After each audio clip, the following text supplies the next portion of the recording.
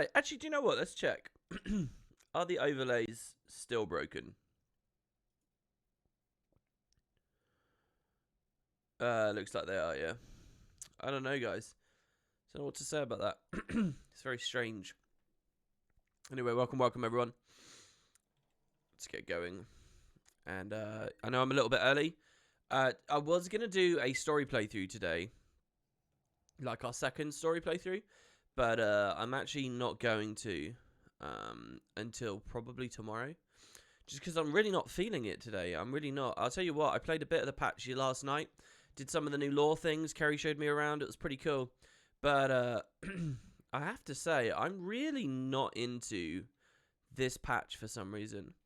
This is probably the patch I am least into out of all Living World patches ever in Guild Wars 2. And I know that sounds hyperbolic and stuff. It doesn't really fundamentally change anything, I don't think. But it's very much how I feel at the moment. It's very, very disconnected from it. Very, very uninterested or unenthusiastic, or I don't know. It's really weird. I hope that doesn't persist through all of them, and I hope I'll have another playthrough like where something sparks up in me. But yeah, it's a very joyless experience for me in that new map for some reason. As I move around, it's just that very, very real, strong sense of feeling like I've done it before, and all the little problems and weird things that I don't sort of like about the game are still there, and I don't know, it's not very pleasant. But hey, anyway, what we're going to be doing here is finishing Quip, and then hopefully Frostfang also. The thing is, Frostfang is asking for Mega Destroyer, the Claw of Jormag, the Vinewrath, which we do have power at doing, and the Shatterer, all of which are on timers nowhere near right now. Only the Vinewrath do we have control over. So hopefully I'll get a Vinewrath run going. Oh shit, do you know what? I don't think no, I am. This is NA ping, right? What server am I on? Dragon Brand, Black. Yeah, I'm on NA. I did swap back to NA. That's good. Yeah, so anyway, I want to get these done. I want to get the last T1s done. I'll be really happy with that. Maybe we can get some other progress done elsewhere as well. Let's just do the races, I guess, and then go from there. I've got lots of messages and things. Actually, before we do everything, let's go see if Gort is doing anything in his cave. If he's not, we do the races, then we go back. And then if he's not, we do something else and we go back. So that we will find it. Stream didn't show up following. Had to search it up. That's a shame. Maybe you need to refresh. Hey, Darg, it's good to see you. Darg, I was struck by a realization earlier, and that was that you had cleaned up the emotes like ages back, and I had that memory, and I was hoping that the next time I spoke to you was going to be good news. I was going to point out that I'd implemented them, which I haven't at the moment, but I did want to let you know, I guess, since you're here, that they're on my mind. All right. Gore is not ready. Oh, actually, hold on. But the rubble is there. So maybe he'll be kicked out in a second. All right, we'll just leave Liz here. Let's do the races. And we'll go from there. If you also feel this way, maybe it really confirms the game needs a shake-up, but Arena is late in delivering it. Through an expansion or remaster, something big. Yeah, maybe. I don't really know where the balance is of, like, how much I need new versus... Because it's always been quite interesting to me. Whenever a new expansion's come out, and or a different game has an expansion and offers these big new features and stuff, I never really have the sense that I needed the wheel to be modified and changed. I didn't get the sense that I was on the edge of being bored of the game, but oh no, it's okay because now they've added mounts, or oh no, now it's okay because they added gliding, or oh no, now... I've never had that sense, but I wonder if that's just the devs know me better than I know me, and that it really was time in all those situations. And now, we're like over the threshold, you know? I don't know if I fully articulated that well enough.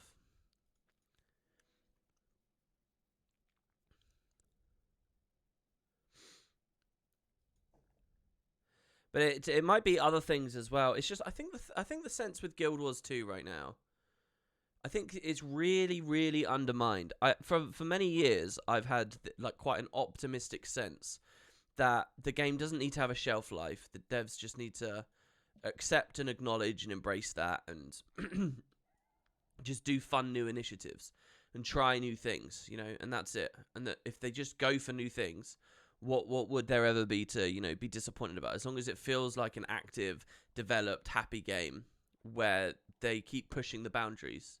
Like, what's stopping, or what's to feel bad about? Any issue you might have might eventually be resolved. But I think since the whole layoff thing, and basically, it's not the news of the layoffs, it's the blatant acceptance of all these other projects. Not because we'd always had a sense, I think, that they had other projects, but the confirmation there wasn't just one, but it was multiple. And seeing like the dev post of the seeming Guild Wars mobile game and all that stuff.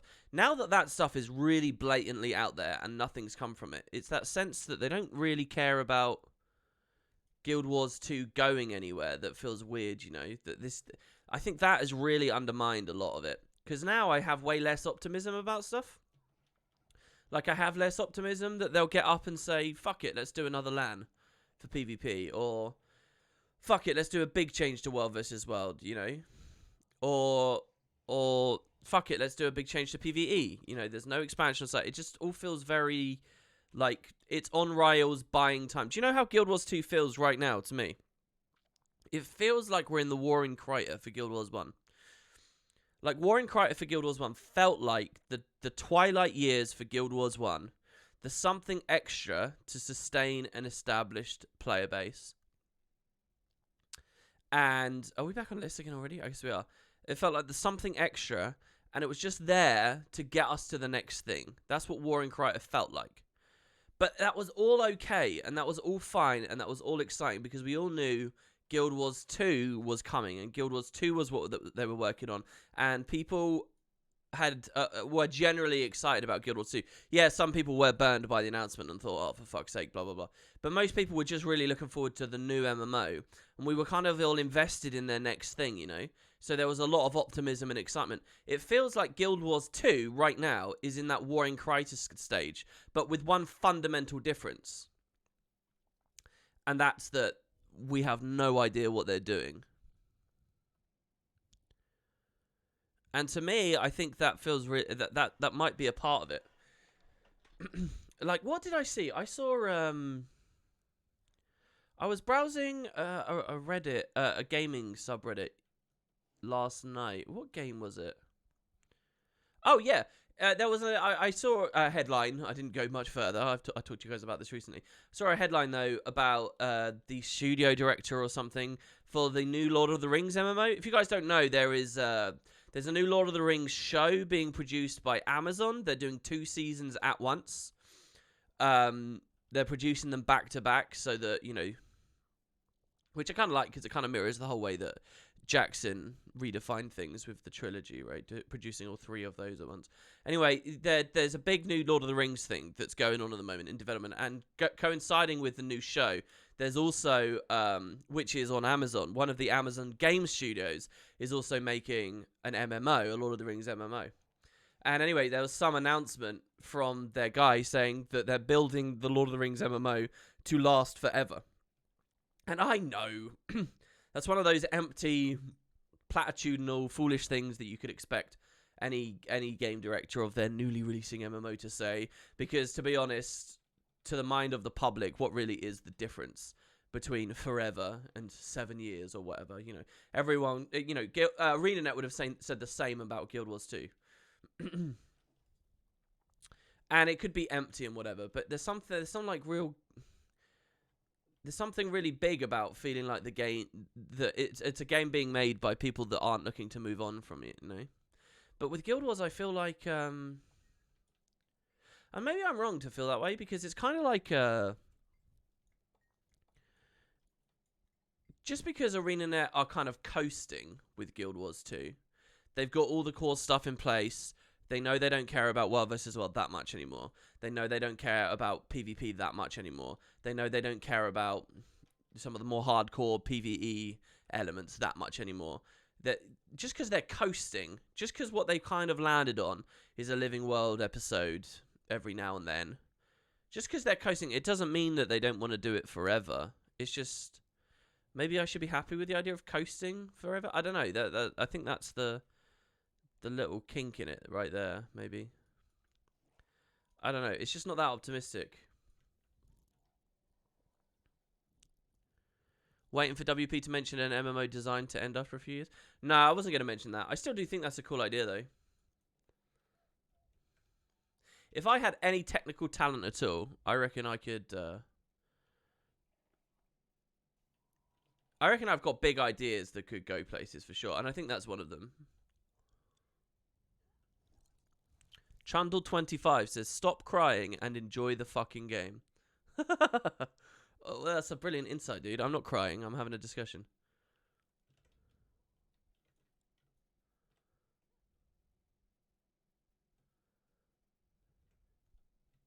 But that's another one of those nice little moments why I wonder why I'm, you know, bothering to produce commentary for, you know, whiny little people in chat that are just antagonistic. And you know, look at that. Oh, shit. I need to pull back. This first section of this JP is so annoying.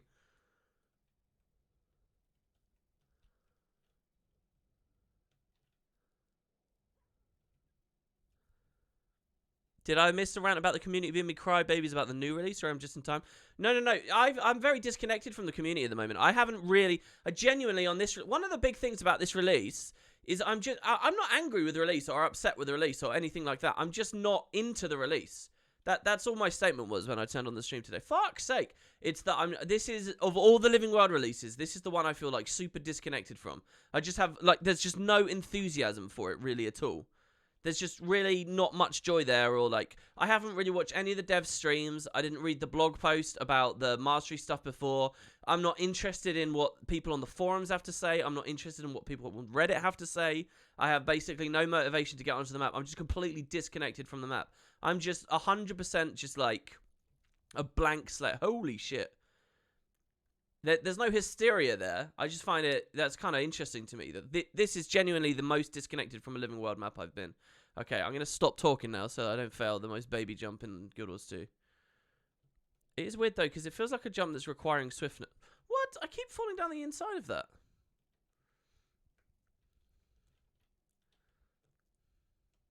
Oh my god. Yeah, there is no passion for this map. That's a good description there. That's what someone says. My passion isn't wholly gone, but all the things I'm passionate about with Guild Wars are like dead topics and things that the devs clearly aren't interested in looking at and haven't been interested in for, you know, years and years and years and years and years now. So it's the loss of passion on what the game is coasting on is what kind of sucks.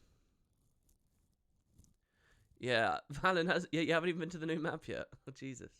For what it's worth, I mean, I played it, and for what it's worth, it's doing the same stuff it always does. So it's not, I don't think it's markedly worse. I think it's shorter and smaller, and I'll judge whether that's a problem based on the new release cadence, which I can't do yet. But aside from that, the fact that it's shorter, it's clearly designed that you can get all the achievements really cleanly and easily. Like, Kerry literally did everything like day one. Like, everything. It's not like Grothmar, where it's like, okay, do 300 crazed fans or whatever, and you're going in and out a lot. It really is, like, super, like, get in, play it, get out kind of thing. It's like, it really embraces that idea of... It feels like, it's bigger than Bloodstone Fen. Not just in terms of map geometry, but also, you know, number of things to do. But in terms of the amount of time you'll spend on the patch, getting all the stuff done, it feels kind of like a Bloodstone Fen release, you know? It's a very zippy patch. I think there's so many little things that Living Wild's missing that would just be so good. But I don't get a sense and you know, like, it's... I guess the other thing that might be crystallizing this, right, is that it's the start of a saga, so you'd think they would they take some risks maybe, or look at some new ideas. Like, you know, how many times did we mention before this patch came out the idea of them updating Grothmar somehow with, like, maybe a couple of new events? Fuck. Wait, are we still good? Can we... Dude, my ability to jump today is so trash, it's unreal. I think we're screwed. These are super trolly mushrooms because it feels like they're there to save you and then they're not. Yeah, I don't get it. I got to do the whole sequence again. How many times did we mention with the Grothmar thing the idea of they could go back and update the achievements, add some new chili rewards, something like that. You know, the new map can add some more excitement to the previous map, you know. But they don't even like think about that dimension. They just don't even do anything even remotely near that. Or the idea of filtering people back through core, or the idea of filtering people back through some POF stuff. Just there's no new like initiatives, like not even remote new initiatives. There's nothing different. How is Guild Wars 1 players being excited for Guild Wars 2 different from Guild Wars 2 players being excited for Icebrood Saga? You're trying to make the point to me that there are people out there who are super excited about the saga, and just because I'm not one of them, I should still acknowledge they exist? Is that what you're trying to do? I think that's a fair point. Because it is pretty self-obsessed of me to sort of just think about my perspective, and therefore no one else has that. I do think, though, that's duly noted, but at the same time, I do think that there is a difference. In terms of, like, number of people and, like, strength of excitement? I don't know. Is that presumptuous of me to do? To tell other people how excited they are or would be about a thing? I don't know. It's because clearly Icebrood Saga so far does not seem to be much of a change on the idea of seasons. Certainly not an improvement on the idea of seasons. And seasons are not improvements on expansions, and expansions are not improvements on full new games. So there's like multiple tiers of like significance back that we are right now, you know. Right now, it looks like a Saga release is about the thinnest slice of what you can consider a major content patch. And I feel horrible saying that. I feel truly horrible saying that. Because they do add so much stuff. And there's clearly a lot of passion, a lot of work that goes into individual moments, right? Obviously, there's manpower going into it. And obviously, people take it really seriously, right? So I feel really bad saying it's the thinnest possible. It's obviously not the thinnest possible. There could have been less events on the map. There could have been less side achievements on the map. The story could have been shorter. It could have had less voice acting budget. They could go thinner in so many ways. But when I talk in terms of like these broader things that could be happening, like the fact that the season format itself could have improved more, or the expansions, or full new games. When you talk in those big lenses, yeah, we're pretty low on the pole, aren't we? Really? So I think, so yeah, it's you're kind of going back to my comment there about the twilight years of Guild Wars 1, right? And it feels like we're in the twilight years of Guild Wars 2 now, but no confirmation that it's worth anything. Like, people would have eaten up even the slimmest little Guild Wars 1 updates back in the day, just because we knew it was like, fuck, this studio's going somewhere. This franchise is going somewhere. There's so much exciting things coming and going forwards. And then the cherry on top was like the idea of the Hall of the Monuments, right? Which is just an extra little thing. So it all felt like it was all really propped up. What do I think of Essence Masteries? Here's another thing of ignorance for me. This is just my casual rambling here, right? I'm not making a YouTube video about this. I haven't fully thought out the topic. So let me just be very clear. I haven't even fully explored the patch. So it's kind of grotesque for me to say any of this. So to your question about the Essence Masteries, I've like moused over them and I understand them to some extent, but not fully. Oh, look, he's moving. Oh, he's talking to them. Should I laugh at him?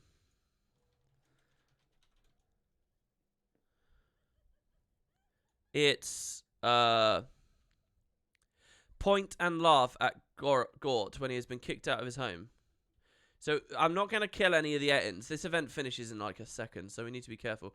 I think we need to like go to wherever he goes, and I think he comes to the back end of the cave over here. More the inverse. There must have been people who played Guild Wars 1 who are more invested in the updates coming to Guild Wars 1 than the future release of Guild Wars 2, and were maybe equally jaded then with Guild Wars 1 as people seem to be with Guild Wars 2 now. Yeah, I guess that's an interesting point. I mean, I hadn't thought of that either. I just think of my own experience in those days. During the Guild Wars 1 War in Crater days. Here's the thing though, right? Why I feel like people like that don't exist. Dude, that mass invis. That's crazy. That's the kind of shit that can break events. Laugh. I'll just keep moving. Here's why I think there were less of those people. There is a difference between Guild Wars 2 right now and Guild Wars 1 when it was in its phase, right? And the difference is this. There it is. We got it. When ArenaNet announced Guild Wars 2 and released Eye of the North, immediately following Eye of the North, there was pretty much nothing happening for Guild Wars 1 for a good long time. That was it. And there was a very real sense that, okay, we're done with Guild Wars 1. There's no big updates. There's no need for big updates. Nothing. There's no content updates. Let me put it that way. And it felt like Guild Wars 1 like shed everyone at that point. Like just shook them all off. Then later, I think because their original idea for Guild Wars 2 was they wanted it out in like 2008 or something. And then the devs realized they were really ambitious about Guild Wars 2 and wanted to do a lot more, and it was going to take a lot longer. And then they kind of like came back to Guild Wars 1. This was my sense of it anyway. And started doing the Warring Crisis stuff. And it started with like sneaky little updates. And then they grew, and then they grew, and then they grew. And then eventually we were doing Hearts of the North and Winds of Change, right? But it was kind of like, that stuff felt like a bonus almost. It felt like most people were kind of done with Guild Wars 1 and the future of Guild Wars 1 and everything and had stopped playing. And there were just a few ultra nerds still sitting around that then experienced the later stuff. That's how it felt. Maybe I'm wrong. Maybe there were a ton of people that never left Guild Wars 1 and stuff. But it felt like all cards were on the table. And ArenaNet were pretty clear that they weren't going to be supporting the first game anymore in any meaningful way. And then they kind of did, just to be sort of nice, I guess, or whatever. No, just to be nice. They're a company. They were trying to generate revenue. But you get what I mean. All right. Quip. So we are going to do these two fractals. Not necessarily because they're dailies or anything like that. I just need these done. So we are going to do the volcanic fractal first. Probably at some low scale. I'll use my build templates. So I'm going to do...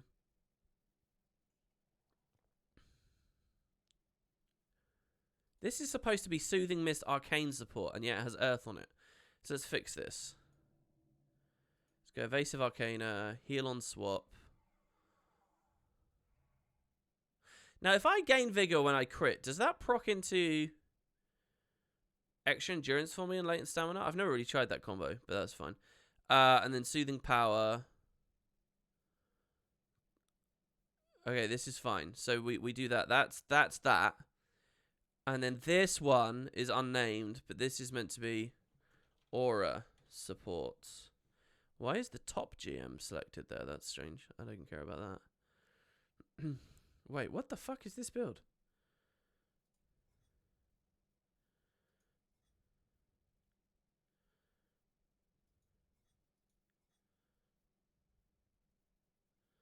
Alright, okay, good. And then that goes up there. Alright, and this is the one that I'm going to play. Going over to equipment. We're going to look at... Oh, it sums all my stuff up. That's cool.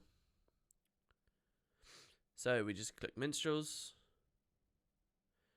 And then we just need to slot the stuff in on the left here.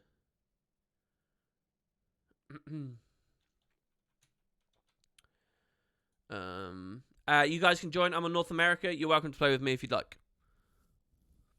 Yeah, I bought templates. I bought the 2 package things. I spent like 700 gold on them. The 2,000 gems. Actually, no, I only bought one of them. But yes, that's what I did. And then I put them on this. By the way, about your WP2 playlist, if you can make empty shells, then I can fill them up with the videos in the correct order. Okay, sure, dog. Yeah, that's not a problem. Remind me towards the end of the stream, though, so that I actually do it.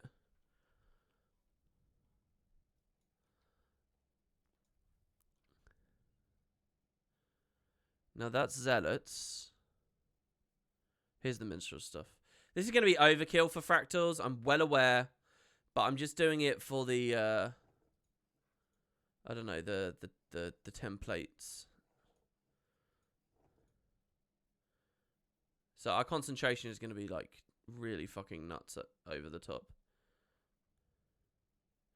Do I have 2 minstrels weapons? That's the question. I'm actually going to for the first time, be interacting with how these work with... I'm not going to run minstrels just yet. I'm just going to do these two. Because that'll be enough with the potion anyway. Oh, and then... Yeah, the fuck... Is this like a default build that ArenaNet put on? I don't get it. Let's just run like this for now. What runes are in this? Radiance runes. Wow, yeah, we're full fucking aura duration and boon duration here. All right, let's go on in. Oh, I literally don't have anyone even in my party. Yeah, do you guys want to play or not?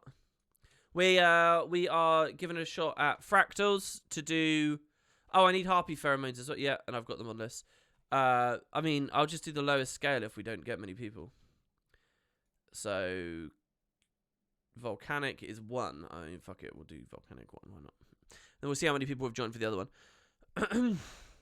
WP, I haven't watched for a few days. Did you end up getting a Quiznos code? I did get a Quiznos code, thank you. I was in the middle of saying something. What was it? I forgot. Jerry says, I don't like that people are comparing Episode 1 against the Shiver Peaks expansion as a whole, instead of looking at it like Episode 1 is 2 chapters of the first part of POF. Yeah, that's a problem. Like, people are going to be stupid, all right? Let's be very clear about the whole story here. ArenaNet said in their announcement that Icebrood Saga, a rebranding of Seasons, it was justifiably a rebranding of Seasons, and they said that because they said it would have expansion. It would be expansion-like quality, right? What exactly is the quote? It was expansion-like features, or expansion-like size, or expansion-like... I don't think the word scope was used. Anyway, expansion-like was there, right? That they themselves were comparing it to being like an expansion. So, but what they're talking about is the whole of the Icebrood Saga, which in some ways is just like a cheeky kind of get out of jail free comment. Because really, if I look at Season 4, so we've got Istan, the City of Farina, all the Corsair stuff, and all this story from Daybreak, right? Then we have all the stuff with like the moving boat and the platforms and the double metas and the new Rata City and blowing up in the story mission and the crazy boss fight against Saida with the teleporting all around in the bug in the system. Then we've got Corner with Long Live the Lich and the Gandara stuff, admittedly not too strong of a release. But then we got a really strong release with the Dimension Bubbles and the really meticulous recreation of some Guild Wars 1 areas and the Sun's Refuge, right? And all the Aurene stuff and the Vision of her death. Then you have the Thunderhead, which as well I thought was a really good release with the Keep and those giant open chambers and the first part of the Kralkatorrik boss fight and the big moment of Aurene's death.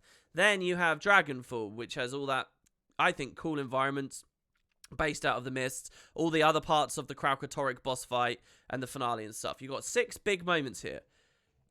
Is this justifiably expansion-like? Also, there are 3 mounts included over the patch, over this patch window, if you include the Warclaw. Is that expansion-like? I would say yes, it is. So you can already call what they're currently doing as expansion-like if you're comparing a full season, right? You got that versus the chapters of POF, right?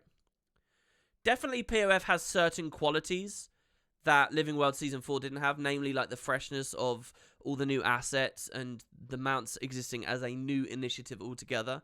And there were certain other things like we saw in development POF, like when they were changing the UI of the health getting chunked down and stuff. But I still think POF's better, but it's fair to say that Season 4 in its entirety was expansion-like. So it's kind of whatever if the devs say that that sagas are going to be expansion-like content as well. It's kind of, yeah, well, I would expect that because I can already say that of Season 4. So it's almost a non-comment. But what you can't do is you can't say Daybreak alone is that. You know, you can't do that. So it's premature to judge, and I still stand by that. It's premature to judge. But what I will say is Whisper in the Dark I'm just super not into. That's all I will say. 3 people.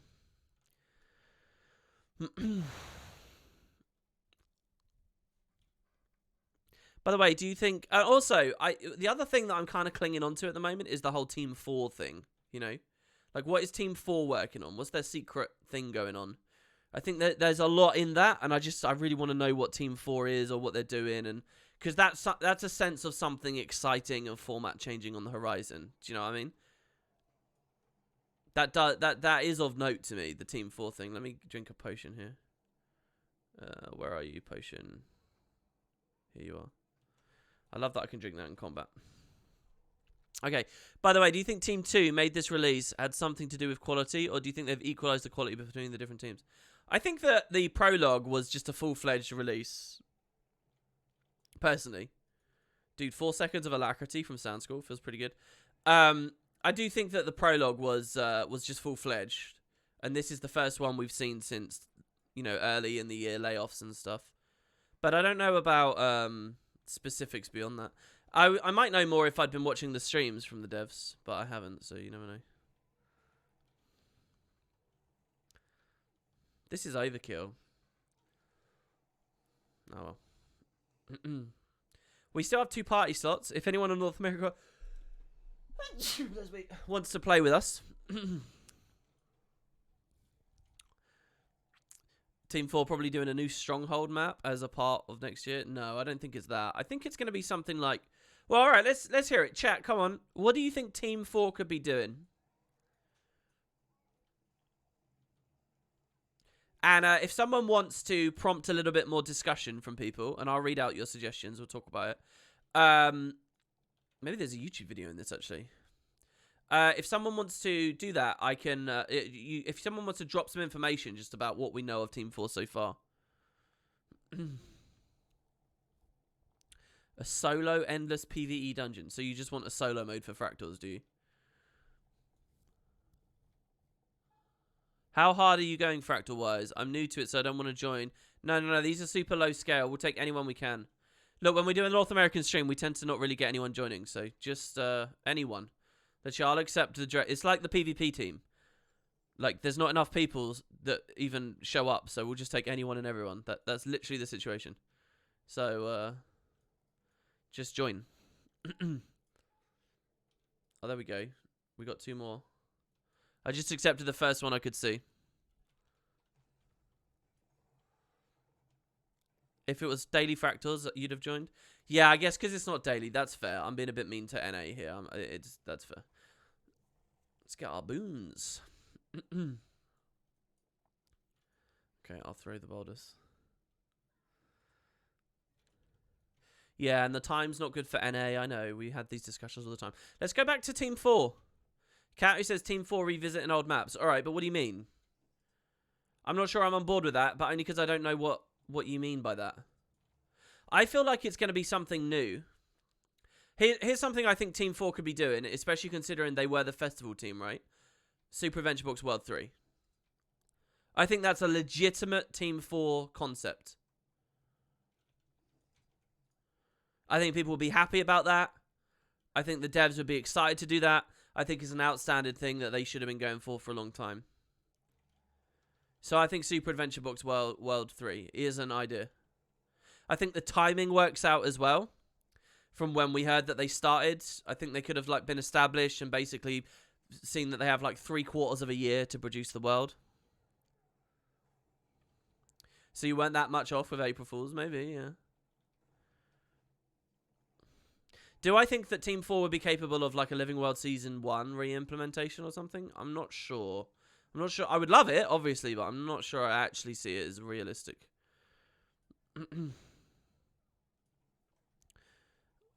I'm thinking Team 4 could be something like the side stories, current event releases with maybe those smaller feature updates here and there. Well, but then Tulip, why the renaming of it, calling it Team 4? Why bringing attention to it? That's just the status quo, right? So I'm not sure... I think it's more than that. I think that's too little. I'm going to pop the... Oh, no, I didn't even pop the thing. That was weird. I didn't even really take any damage, even though I was falling the whole time. You guys can just GG once I get to this platform, by the way. Oh, no. I fucked up. I think. Because he's not the shaman anymore. He's the imbued shaman. I think I fucked up. I don't think anyone had said in chat either. Let's just see. Well, I mean, we can finish it, I guess. But let's try and throw some pheromones on him and see what happens. Yeah, I fucked it up. Alright, we got to kill him and do it again. I need to throw pheromones at the boss we killed a second ago. No. We'll kill him and finish it. Just in case someone wants it. I mean, this guy's got 0 AR or anything, so he might actually want the reward. So I'm a nice guy like that. Honestly, you kind of hate Super Adventure Books World 3. I'd rather they put more effort into actual releases than Stab 3. What do you mean actual releases? Why is Super Adventure Books not an actual release? Let's see. What does it do? It gets you to install and play Guild Wars 2. It gets you looking at the gem store for its duration. It has you logging in. It has people excited and talking about the game. So what? Its flavour is not that of being a part of Tyria. But who cares? It's high quality content that currently feels really bad because it's sort of unfinished in the game. What? Why is it not a real release again? Isn't that just your subjectivity you're putting on that? I'll tell you what, at this point, it feels like Super Adventure Books, because it's more simple and more enclosed and more encapsulated, feels like it's more coherently designed and structured and organized. So it could be more meaningfully built upon than just the raw game right now, which has 1 million players of 1 million skill levels, 1 million gear amounts, and 1 million game modes, and no one knows what to prioritize on or what's actually worth doing. So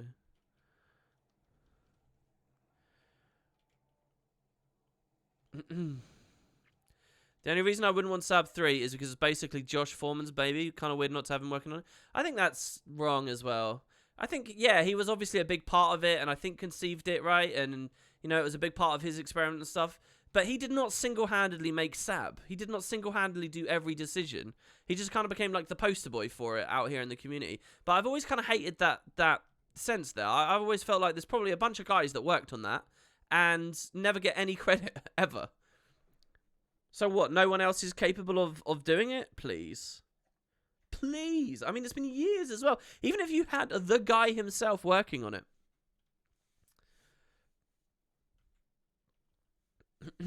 Team 4 is making a Guild Wars 2 mobile game. You say Guild Wars 2, so you're kind of being sneaky there. You get it in. But I don't know. I don't know whether I really believe that. I think it will be a part of the MMO as we know it. Alright, so you guys hate that idea. I'm surprised at how much pushback there is on the fucking Super Adventure Books 3 thing. World 3. Like, Christ. Like, I opened this stream telling you how disconnected I feel from sagas, right? So, believe me, I understand. But, I mean, seriously. I'm now worried that if they are doing it, and I think it's a great idea, I am now worried if they are doing it, they'll get just an incessant whine fest in their face about it. It'll be just like before. I remember I had a friend, right, that got really pissed off at ArenaNet for not making raids when Super Adventure Books World 1 came out. He was really mad. I remember that so clearly. And especially the back to school update, obviously. Had a bunch of whinging people. They'll get an incessant whinge fest no matter what they do. Yeah, but that's you can't just say that though. I kind of hate that logic. It sucks when people, because that's a cop-out. So what? That doesn't mean you can't mitigate its severity or look it in the eye and actually tackle it. Doesn't mean it should be fully ignored, right? It's like so nihilistic and defeatist to just basically say, oh, no matter what they do, someone will hate it somewhere, so there's no point. Or just, like, I mean, come on.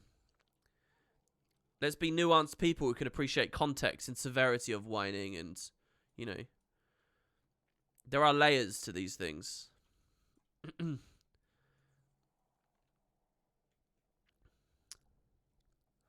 You've wanted Sab 3 since... Well, look, okay, let's give people some respect in chat. I think people do want World 3. They just don't want World 3 more than whatever update that they feel Guild Wars 2 needs for the core game.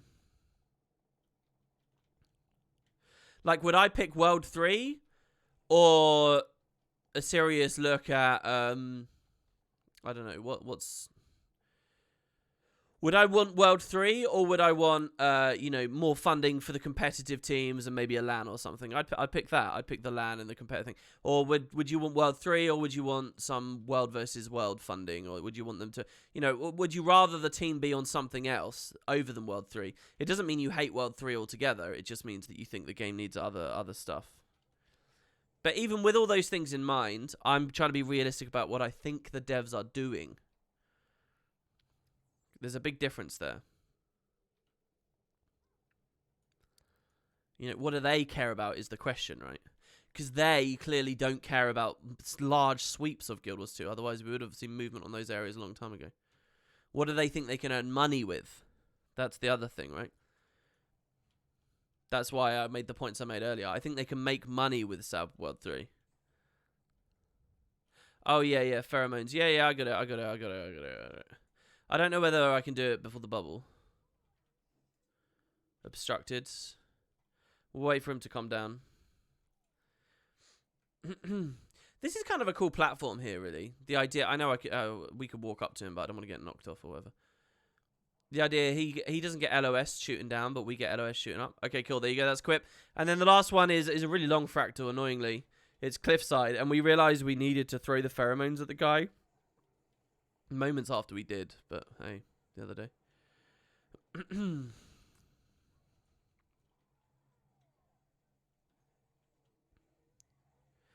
You don't want another new player experience? I think a well-made one that wasn't just rehashed China development bullshit would probably be good. It's like a Kojima game. If he wasn't there, then it would be a different game entirely, so it's important to acknowledge that. I would acknowledge that if I felt like that, if it felt like ArenaNet was that kind of studio.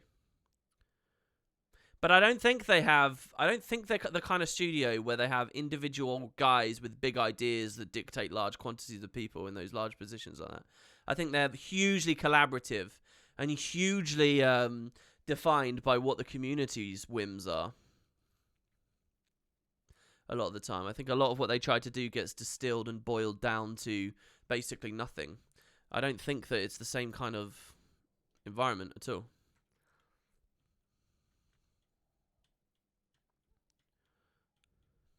Lindsay did a lot of solo projects for the betterment of the game. Why not Josh? I'm not saying Josh can't have done stuff like that. I'm not saying he wasn't even a big part of Super Adventure Box. I'm saying he's not a superhero that was able to do things that mean other people can't carry the torch. Also, you're comparing fucking two major releases, right, with huge amounts of animation and sound work and fucking basically and UI work, redefining the game, basically, compared to like, oh, here's some better storage collection stuff. I'm not saying what Lindsay didn't do was good, but I'm talking about the scale of what went into those and the number of hands that were clearly involved with those. They're obviously very different. So that's why not. You can't seriously compare an entire Super Adventure Box world to like some of those smaller projects that Lindsay did, right? You can't seriously say, oh, just because one person did it, then the other person can. Like, do you realize how like ludicrously like out of touch that is?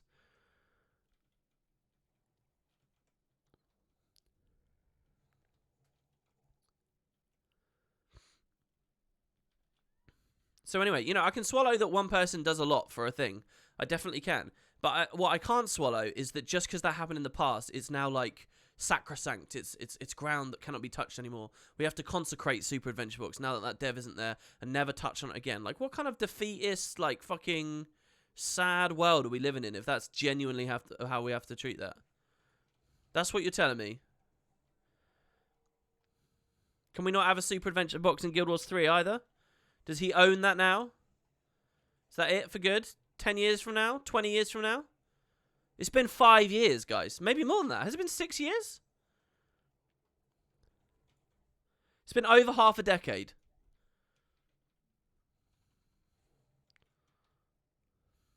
Yeah, I mean, in law, for sure, they don't own it, yeah.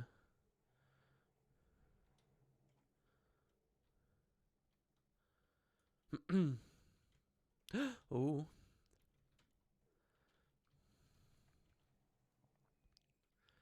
Nice blink. Can I GG since that guy blinked up there? I'm not sure. I kind of want to run Gale's song. At these lower scales, where there's barely any pressure on us at all, the extra aura from the overload is pretty much irrelevant. But an AoE instant stun break for people who miss a dodge is probably big value. It's probably better at these lower scales. Plus, the ICD isn't so terrible in PvE, like at all. It's like 90 in PvP and like 20 here. Is it 20? 40, sorry. I guess when you trait it. Oh no, when you trait it, it just adds might and thingy. It doesn't cool it down. Alright, let's go, let's go, let's go.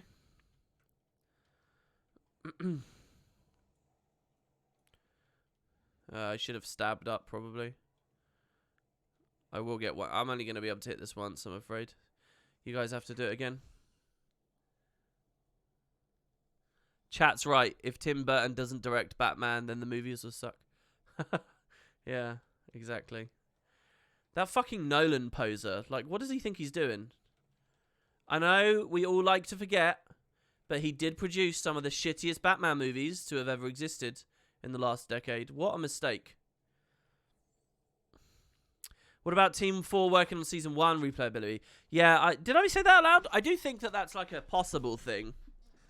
But I don't know for sure. How did I end up with exactly 10 stab after an overload gave me 3? That's weird. Guys, stop dreaming. Season 1's never coming back. Alright then, Noct. What do you think Season... Team 4's on? But yeah, the Season 4 thing is interesting, I think, for sure.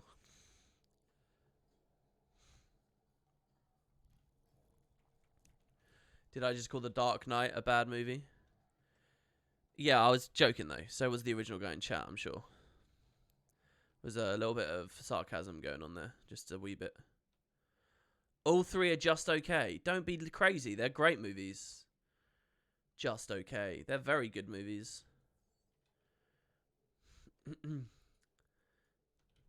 Even if just for the soundtrack and how Hans Zimmer basically redefined the way a lot of movies sounded for the next 10 years. Still ongoing.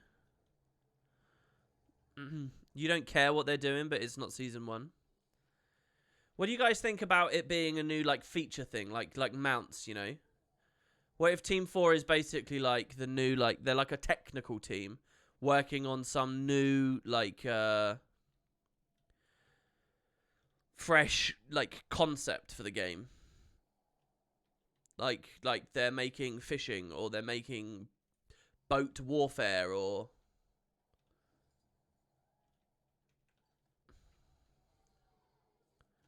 I don't know. Not that I necessarily care or give a damn about either of those ideas, just to be clear. But people do bring them up all the time. So clearly some people do. You know, the whole comment expansion-like, well, if we want it to be truly expansion-like... Oh, good. If we want it to be truly expansion-like... Can I get back through in time? I overloaded straight into the stun from hitting 30 stacks. So I never got it. Sorry, guys. I'm going to drop it right here.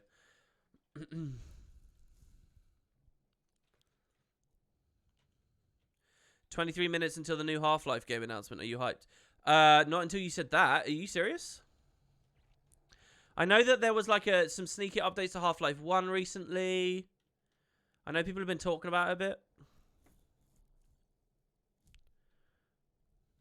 Yeah, they're making Guild Wars 2 Villager Simulator. Yeah, I don't know if it will be Half-Life VR. Oh, it is just... Oh, it was confirmed to be a VR Half-Life. It's a VR game about Alex. I'll tell you what, guys. When I was into VR, Valve were really good at their implementation of stereoscopy and like sense of depth and stuff. They had a demo for one portion of Half-Life 2. It was a prison section, and it was so good. It was by far the best like scale and sense of like permanence and inhabiting the environment. Just on a technical side, you know, it was like a demo that did not make you feel sick even remotely. Just everything about it was really, really well calibrated. And that was on the Oculus Dev Kit 1. With some of the new stuff, Some of the new head-mounted displays, I wonder what it'll be like. I wonder what they've done. But they were really good at it. And obviously, they had a big hand in all that early stuff. And they were very invested. Yeah, pheromones, I got you. He's in Vuln, so I can't do it right now. Because he's in the phase.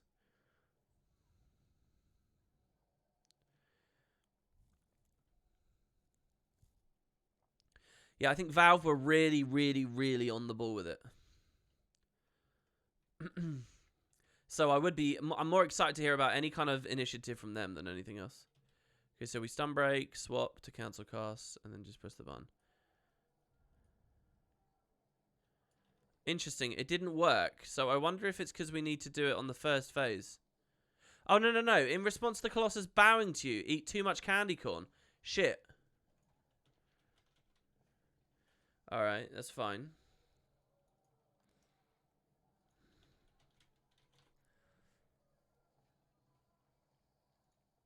Stack should be enough, right? 80 silver. Okay. That's all good. Yeah, Team 4 Elite Specs. What do you guys think about that? Because that's obviously the thing. That is the expansion feature that we currently are not looking at for Icebrood Saga that they said they're not ruling out. Do you think I'm not giving the devs enough credit? Simple yes or no. Give me a yes or no in chat, guys. Do you think I'm not giving them enough credit lately? Or with my outlook and my cynicism about new initiatives and stuff with the game?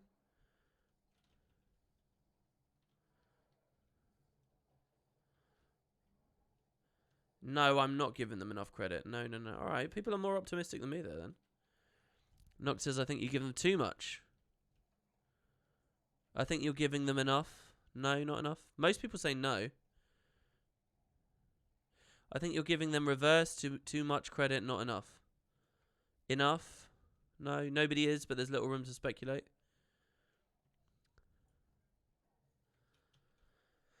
Alright, a whole group of people telling me en masse I don't give them enough credit is something, for sure.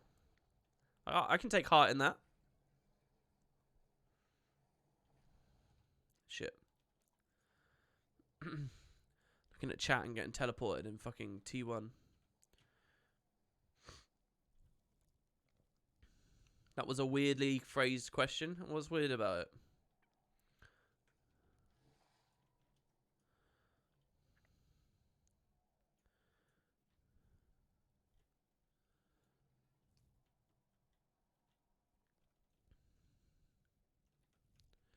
How the question was formulated does not help to understand answers. Do you think I'm giving them enough credit? So the answer is no. If you said no, then you are saying no, I am not giving them enough credit. As in, they deserve more credit than you are giving them. He hasn't bowed yet, don't worry. Oh, well, we can do it anyway. Alright, nice. So there you go, Quip 1. We got it done, guys. Very proud of us. Contains the essence of audacity and the recipes for the first tier Chaos Gun. Nice. Now, we've got 400 gold. How much does it cost for 2,000 gems? Let's see. Custom exchange. 2. I don't know. 700. Alright, I'm thinking we're going to buy the mount now.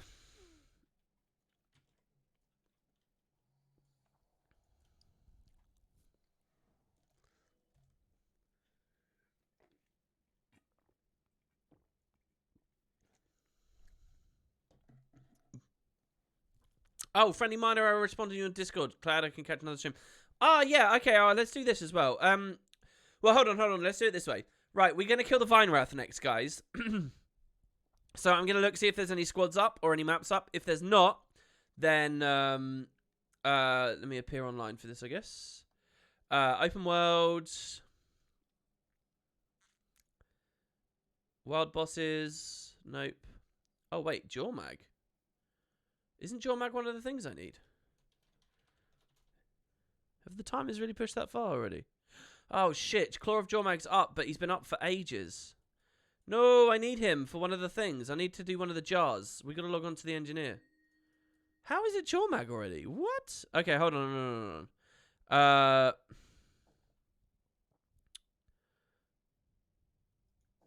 I will get to the thing with Ty in a second. Where on earth is my NG? Here's my NG. Okay. I think everyone's doing the Bureau meta. Alright, I've got to kill him and capture his essence in a jar.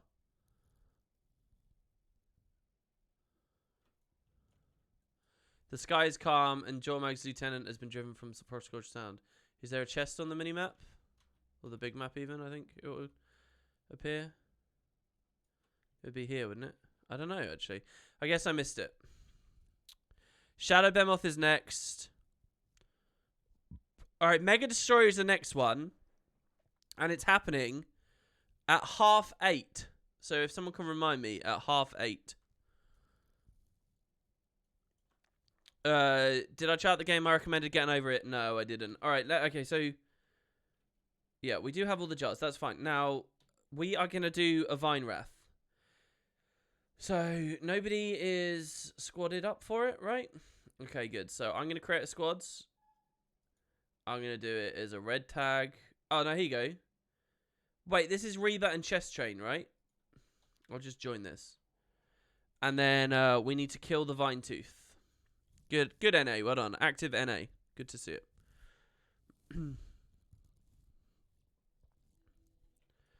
If they never redid the trait system, how do you think Elite Specs would look today? I don't think they would look today. I don't think they would have done Elite Specs. The rework was to facilitate the introduction of Elite Specs. They were the same, like, idea. They were announced together, and then the specialization rework came in a few months before the expansion. Heart of Thorns, which added the first Elite Specs. They were, it's kind of like saying, well, how do you think mounts would look if the Warclaw didn't exist? It's like, what? They are of the same system. I think maybe we would have just seen new races and new professions. If they hadn't conceived of that or figured that out.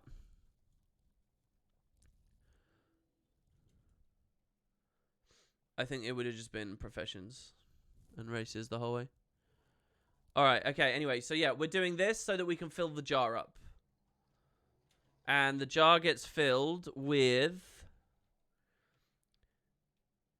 After defeating the Vine Wrath, double click to fill it with essence. So, we just need to kill him and then double click the thing. So the rest of this is pretty easy breezy now. We just chill out until the meta gets done.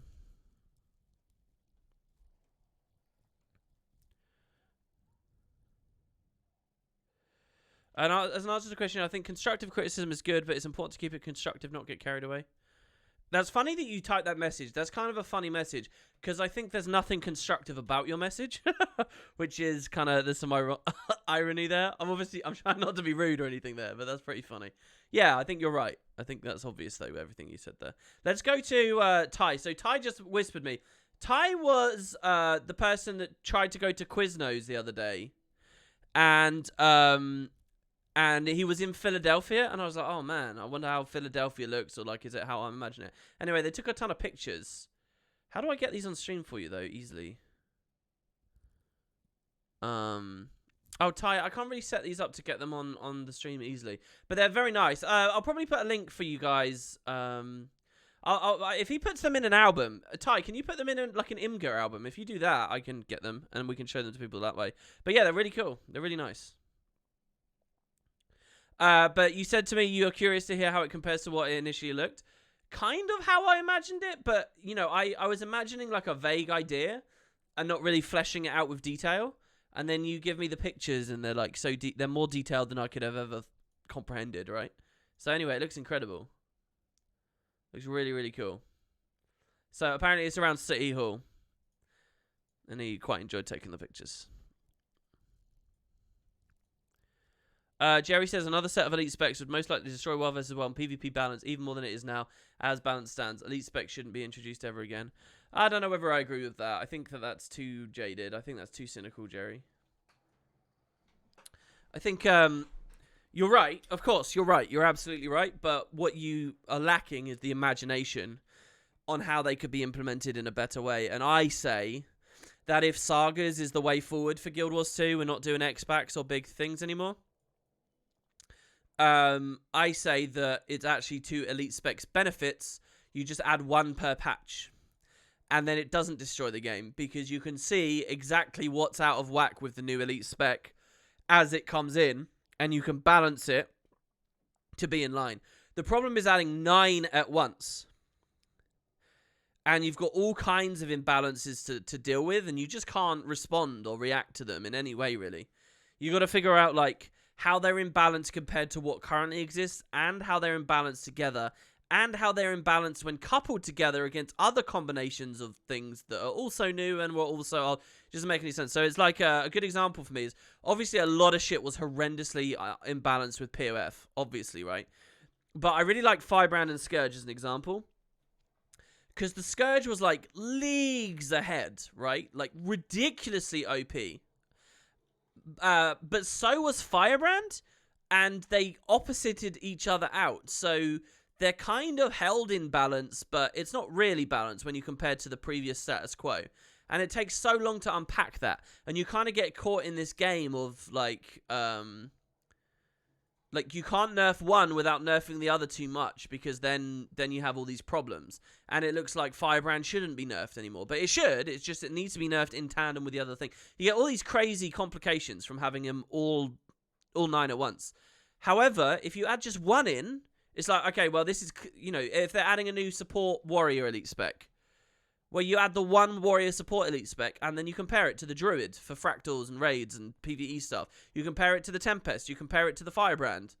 And you say, okay, so this is clearly overperforming here, underperforming here. It's not quite what we want. And then you fix it over the 2-month period until the next episode comes out, and then there's your next elite spec. Right?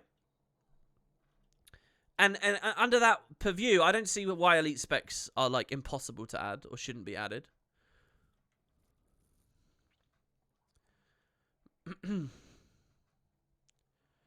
Firebrand was a mistake. Scourge is fine. Who said that? Who said that? Ridiculous. It wasn't just those, by the way. Spellbreaker was fucking nuts on launch as well. Mirage only really became ultra nuts with the rework, and they're still trying to shave down, but still. What else?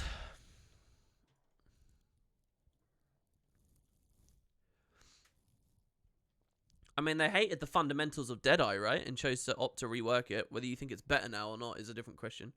I personally think it's really stupid with the dodge stealth, but hey. You're not sure how to put them in an album?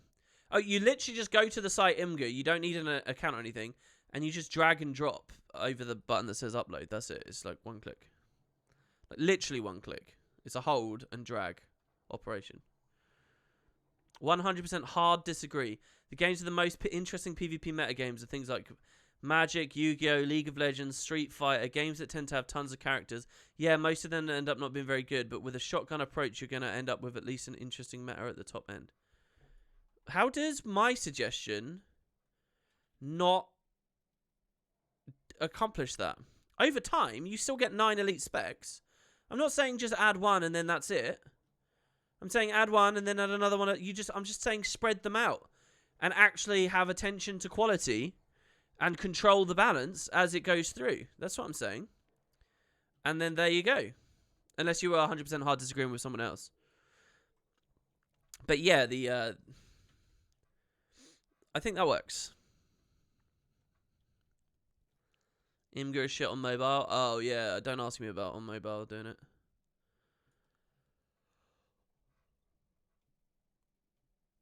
They won't do that through your living world in an ideal world.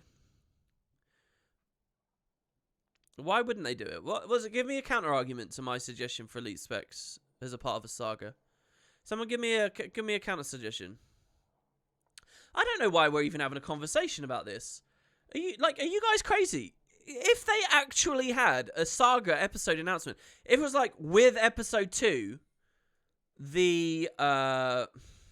I mean, fuck, what concepts? That's another story. What concepts are still interesting? With episode 2, the Valkyrie is being added or something, right? With episode 3, the Swashbuckler. You're seriously not telling me people wouldn't be pumped about fucking these episodes? That kind of, in a way, is PvP and World versus World content, in a way, by the way, with Living World. Without the devs even having to do anything to the formats themselves.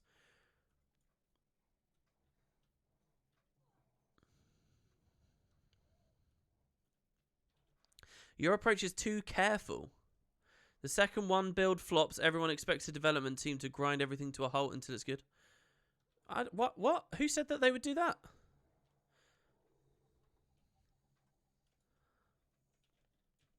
It's about time you got in-game recognition. Oh, are you in the squad with us, Kerry?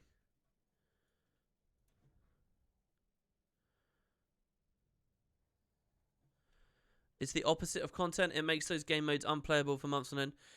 This is some nuts hyperbole. What are you talking about, unplayable for months? Yeah, no, literally. Well, I remember now, actually. I do remember. When Heart of Thorns came out and when Path of Fire came out, PvP and World vs. World had literally 0 people playing them, didn't they? They were unplayable, weren't they? You actually couldn't do anything in those game types. There was no joy to be had whatsoever. There was no build craft. There was no, like, learning new animations. It was just crazy power creep, and it was unplayable. I forgot.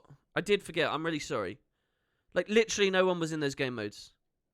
Oh, wait. That's bullshit. They were perfectly playable. And, yeah, the balance was horrendous. I'm not defending the balance. It sucks to have the balance thrown to the wind. But for the vast majority of players, they play at such a shit level, all right? And Cougar, you are not an exception to this, that the fact that, like, high-end balance gets thrown off a lot didn't even mean anything for their moment-to-moment experience. I've never actually heard such out-of-touch hyperbole from you. That's ridiculous.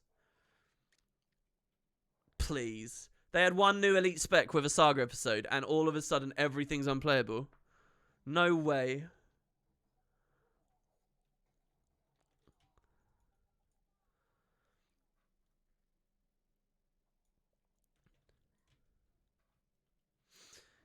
My sarcasm got drier? Maybe. I thought what I was saying there was so ridiculous it would be pretty obvious. I didn't see what Scourge did to World vs. World. Okay, alright, maybe. Since I haven't zerged in World vs. World that much since POF, my last big phase of World vs. World was when they added pips. Was that pre or post POF? It was pre-POF, right? It was just before POF. That was my last big World vs. World stint. So yeah, since POF, I really haven't looked at the game type much, and you might be right that World vs. World full died because of Scourge.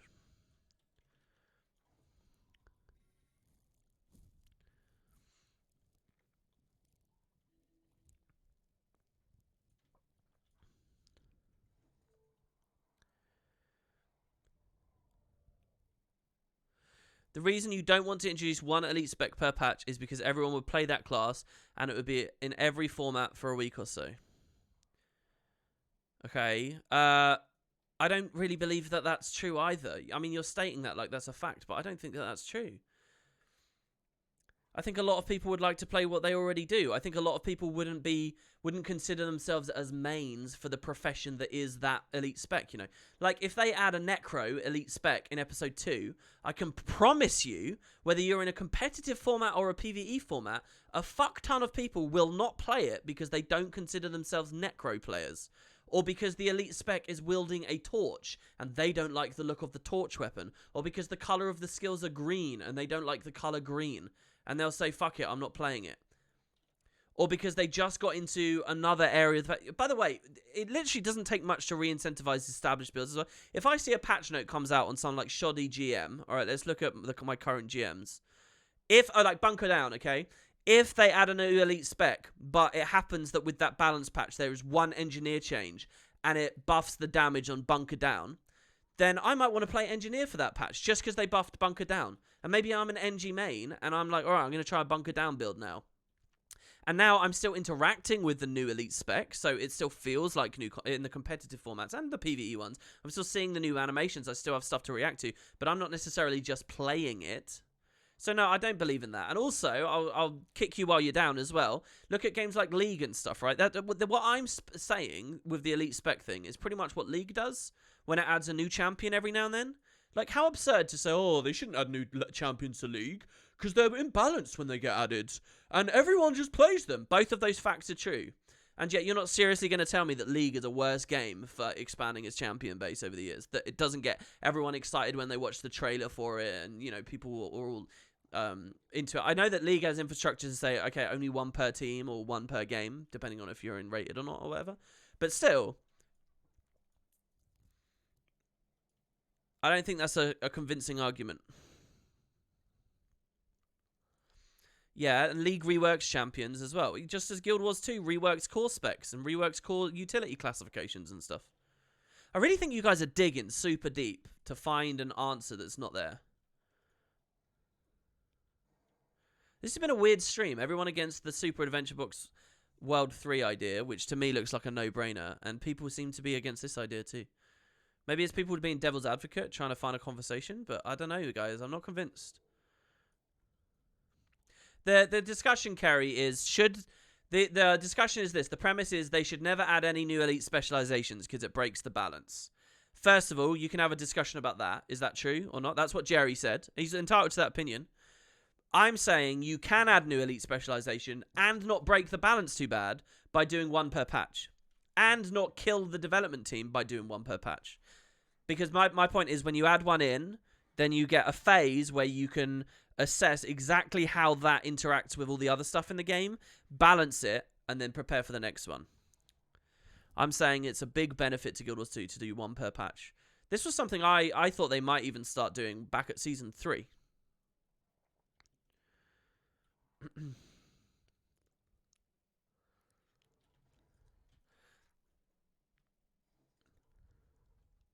Hopefully CMC sets decent competitive balance cadence. Yeah, I think he was talking about them doing them a little bit more regularly, right? I'm a little concerned taking too much from him at the moment. Because I kind of think, he's new to it and stuff. We don't know what the limitations are and all those kinds of things. This discussion is rather pointless as they are not working on new elite specs. Actually, Kairos, they said that they were on the table. I'm not being ironic or sarcastic there. They did respond in an interview. They know that people want them. And they did say that it was something they would look into for the season. This discussion came out of us wondering what Team 4 was doing. That's where this started. Everything's on the table? No, that's the thing. I don't think everything's on the table. I really don't think. ArenaNet doesn't signal to me that everything's on the table. That's why I'm so cynical about a lot of the stuff at the moment. For a starter, expansions don't seem to be on the table. At least for the next 1-2 years. No, that's big. That's big. That suggests that there's limitations straight away. Guys, stop giving Reddit meme responses. Let's not be asses. I'm being a bit of an ass anyway today. So, if people want to be asses back, I don't mind. The table was full of waffles. They threw everything off the table to fit the waffles on. What is Guild Wars 2 waffle metaphorical of? Let's dig deeper. The reason you don't want to release an elite spec per patch is because there's 9 professions and 6 episodes per season. So you can't line that up nicely, so ArenaNet should scrap the whole idea. Alright, I've got an answer for you on that too. They already said that this Icebrood Saga was going to have more regular releases, which suggests that by the end, it will be more than 6. If Icebrood Saga is just 6 releases, and all of them are a little bit smaller than they used to be, well then Icebrood Saga is just a shit season, isn't it? Because you compare to it to a season, and overall it's less, because it's still just 6 episodes, but each of the 6 is small. So the whole thing is small.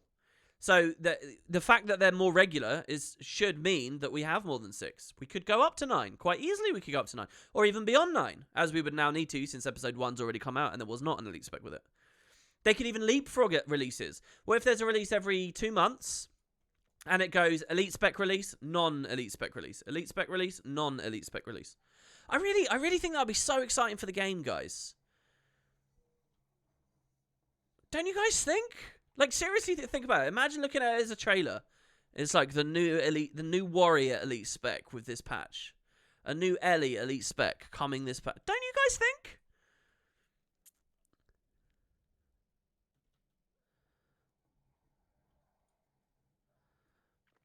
I just got called a nerd.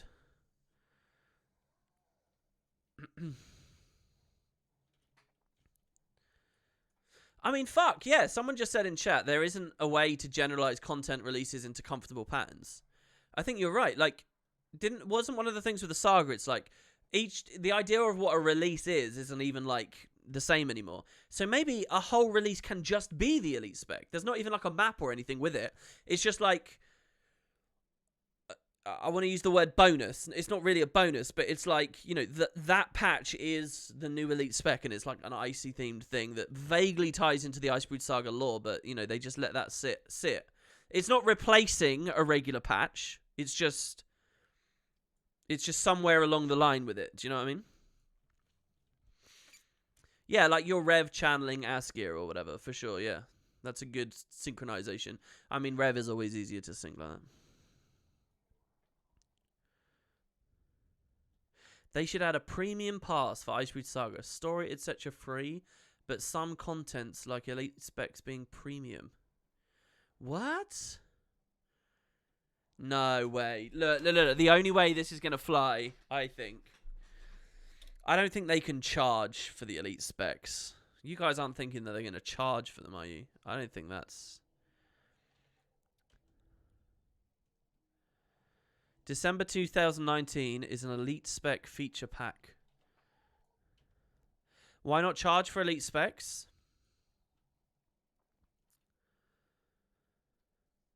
Well, first of all, I don't like the sort of subtle admission that therefore is that the thing we were really buying when we bought Heart of Thorns and POF was Elite Specs. I know for a lot of people that kind of is the answer, especially the competitive players, but I there's something about that I don't like. That's just as a first of all. But I think that paying 30 quid for POF was about getting all the content at once, you know, and it was content of a dramatically different flavor. You know, new assets, new combat. Like, there's so many things, right, when I play this Icebreed Saga release, where I'm like, oh, is that new? Oh, it's not new, you know, and I'm like, that doesn't feel like an expansion. Like, I feel like when I pay $30 for POF, it's so that I can experience Choya and Hydra and new combat music and the mounts and the new desert environments and the new meta events and all the new achievements. And so, you know, there's a lot there, and it's all at once. It's all available straight away. I can do it, you know. If you remember when POF came out, I did a week, what was it, 2 weeks of just a VOD a day. Here's what I did in POF today. I'm going through POF. Here's what I did. Here's what I did. Here's what I did. And I don't know, it doesn't feel right to me to have everything spread out or something. I'm not sure. I just don't think that you do that. I don't think you sell the Elite Specs. And what are you doing? You're putting, like, especially the idea of Elite Specs on the Gem Store, which isn't even really, like, selling them to me. That's just, oh, that's now an in-game rewardable. But it feels weird to me. I hate the idea of, like, buy the fucking... I think that would kill it in its crib. If they were being put on the Gem Store, I think that would really kill it. Which is ironic because I did all those positive comparisons to something like League earlier, and that's basically what they do, right? But I don't see it.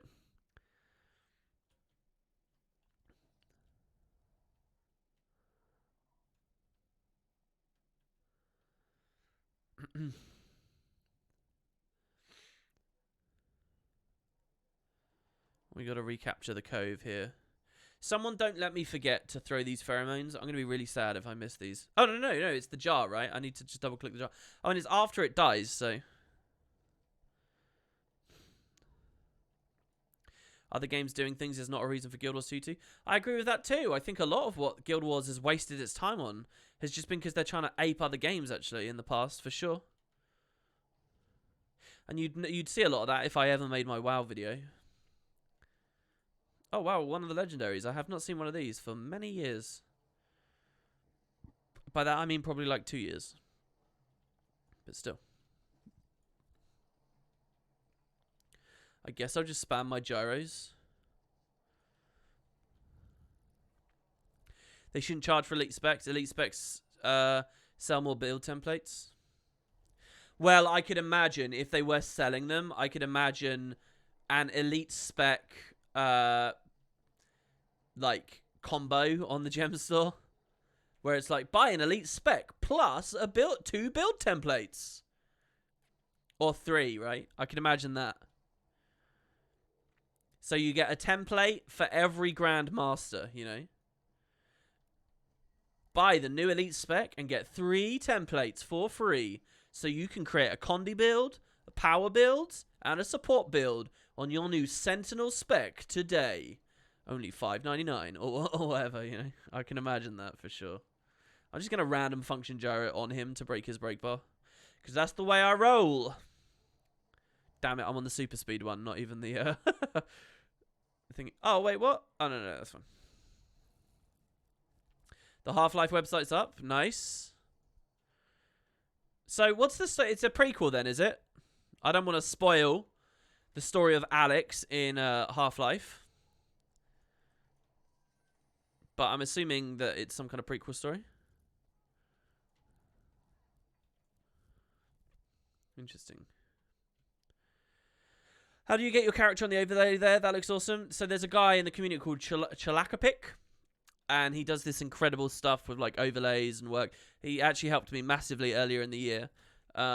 He might not be at the stream today. He's kind of only pops in for very brief windows. I think he's quite a big fan of Rocker though. So if you see Rocker streams a lot of Final Fantasy 14 now, but if you go to Rocker's stream, you can often find Cho there.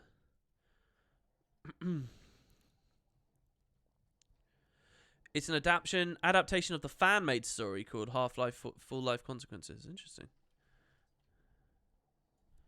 Oh shit, yeah, you guys haven't had audio all stream. Sorry, there you go, I've turned it on. I've been listening to audio the whole stream. Not music or anything. I'm really sorry, guys. Wow, ooh, yeah. That means that there's been nothing to temper my hideous opinions.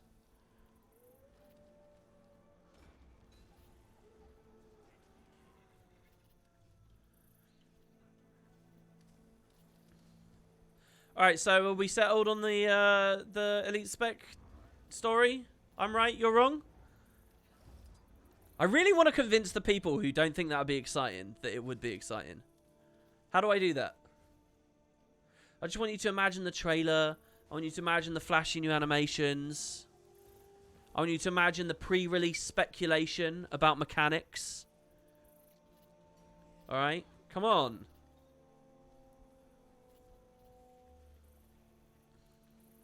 You don't? Hype means nothing to me. Jerry, you're extremely curmudgeon-y today. A man after my own soul.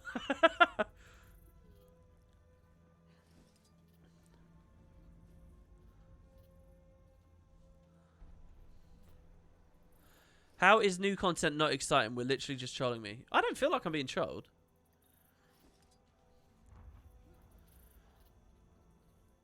Tell them to watch the POF Elite spec preview and remember how that felt. You know what? I actually forgot that with POF... Do you remember with Heart of Thorns, they were time crunched, so they only made trailers for Chrono, Reaper, and Dragon Hunter, right? I forgot that with POF, they actually got them all out. They did all 9. Do you guys remember that? POF was such a like comprehensively marketed and sorted out X-Pack, especially considering they only gave the community like 3 months to react to it.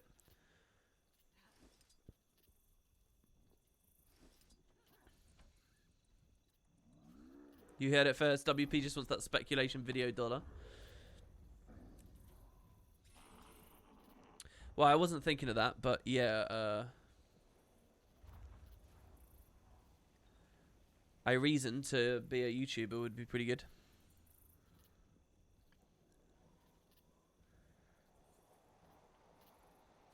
POF was just an addition. Arena and lack of time management go hand in hand. Well, see, I wonder one thing. You know when the World vs. World tournament got done? Do you remember how when the tournament ended, the devs talked about how bad it was because everyone just left World vs. World? It was like the tournament had given them a new reason to play the format. And now that that was gone and they'd burnt themselves out, they were just kind of done with it, you know? And they were expecting the next one. And so everyone stopped. I wonder if something like that happened with Heart of Thorns, where I, as a dedicated nerd, loved the long roll into Heart of Thorns. It took them ages to get the expansion out, and we knew about it for a long time. So we were just constantly hyped about it and wondering, and, you know, there was just that perpetual, like, news cycle. I thought that was really good, and I was getting lots of views on my videos. It was an excellent time to be a Guild Wars 2 YouTuber. Probably the best time to be a Guild Wars 2 YouTuber. But I wonder if what had actually happened was in-game, it's a bit like that World versus World thing, where in-game everyone had stopped playing. I never got a sense for that at all. And the fact that my numbers were so big and everyone was so, like, horny for the game and talking about it made me feel like Guild Wars was in an excellent place. But I wonder if the actual in-game playing was really low suddenly, because everyone was just like, fuck it, I'm not playing it till the X-Pack. And so, therefore, when Path of Fire was coming out, they did a really small window because they didn't want that damage to be done again, so to speak. Does that make sense? I wonder if that's what happened. I don't know for sure. I'm going to put the Shredder Gyro on because we'll get rid of the Purge one.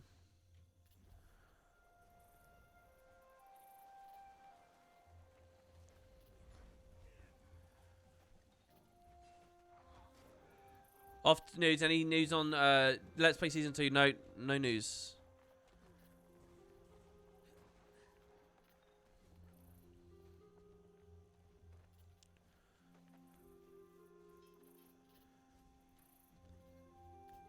If so, the revenues for the flat should have made up for that twice over, surely. Well, who are we to say? You know, the one thing I will always have faith in internally at the studio is that money talks, and that they probably know a lot better about how to generate income than we do. Maybe if they had made a third expansion, the proof would have been there. What format would they have done? Would they have done the Heart of Thorns long roll-in or the POF quick announcement into release? Which one would they have done?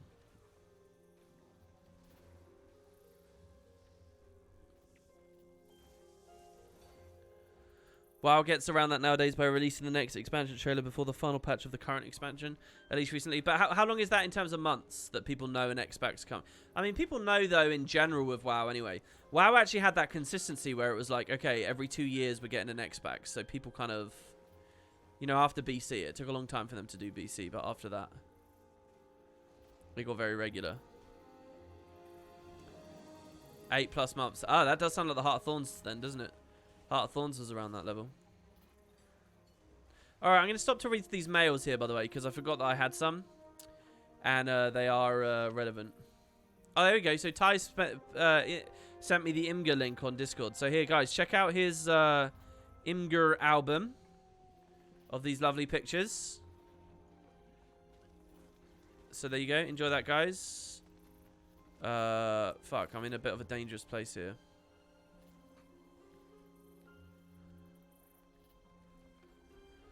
Alright, so Kato says they could handle new elite specs for PvP like in other games where they get unlocked in ranked some weeks later.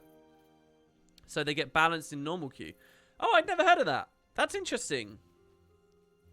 I think that kind of puts a damper on the excitement of one coming out a little. But so what's the idea? You can only play the Valkyrie, the Sentinel, the Swashbuckler, the Blood Mage, whatever. You can only play that in unranked for a few weeks. And then they do it. I mean, I don't come to Final Fantasy XIV because it's no new map, it's a one-time dungeon, and some irrelevant shit like Gold Saucer every patch. They have a Gold Saucer equivalent in there? That's cool. Why have I got, like, death music on at the moment? Yeah, I suppose I could do that. Alright, now we got all these questions, so here we go. First of all, it's poetry time. Are you ready, guys? Here we go. This poem I called Egogo's Legacy is a test to see if you've stopped dropping pauses at every line break. Because it takes great game and genius to pop a rhythm as lean as the tower at Pisa, with hopping clean rhymes as these are. So there you go. Does that work? Should I read it faster? This poem I called Egogo's Legacy is a test to see if you've stopped dropping pauses at every line break. Because it takes great game and great... Fuck the UI. And genius to pop a rhythm as lean as the lean and tower of Pisa, with hopping clean rhymes as these are. Pisa and these are. That rhymes, and they're at the end of each line. Anyway, there you go. So hopefully my poetry reading is better. Lovely. Angel Castantha, Hail Edgelord Potato, Master of Negativity, Void of the Happiness, Voice of the Pedantic, Rant Undeniable, Dame of the Arena, Repairs Judge. I'm better than a Dame of the Arena, by the way. Repairs Judge. What do you mean Repairs Judge? Harbinger of Salt Sprays, Champion Brawler, Did you play Heart of Thorns recently? Morgemoth wasn't manipulative. It was more of the mind-controlled obey guy. Jormag was always more manipulative since he promised power while Morgemoth forced servitude. Interesting. I've never really thought of that. You might have a point there that Morgemoth was more about enthrallment. Enthrallment through the mental space, but nonetheless enthrallment, while Jormag is genuinely like a manipulator. I get it. That's a nice idea. I think agents males are more negative than WPs. Sometimes, for sure. All right, then we got someone here, Acutius, who's doing the amalgamated thing. So I think Chrysanthea's started something here. So questions for the stream. Here we go. Oh, wait. Let's go underground and get a tag here. This is not what I need to fill the jar on, right? These are just random. Oh, shit. Okay, no, we're fine. I love this asset set. I want more content in a place like this. I really do. Spam all those gyros. Super intelligent scrapper gameplay. Let's get a function gyro on our friend there. And another shredder. I'm not standing in that shit, I'll tell you that much.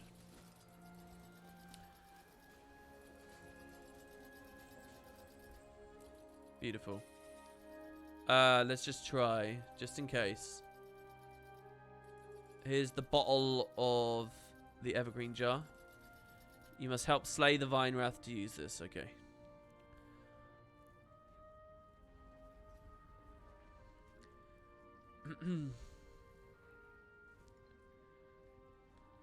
Alright.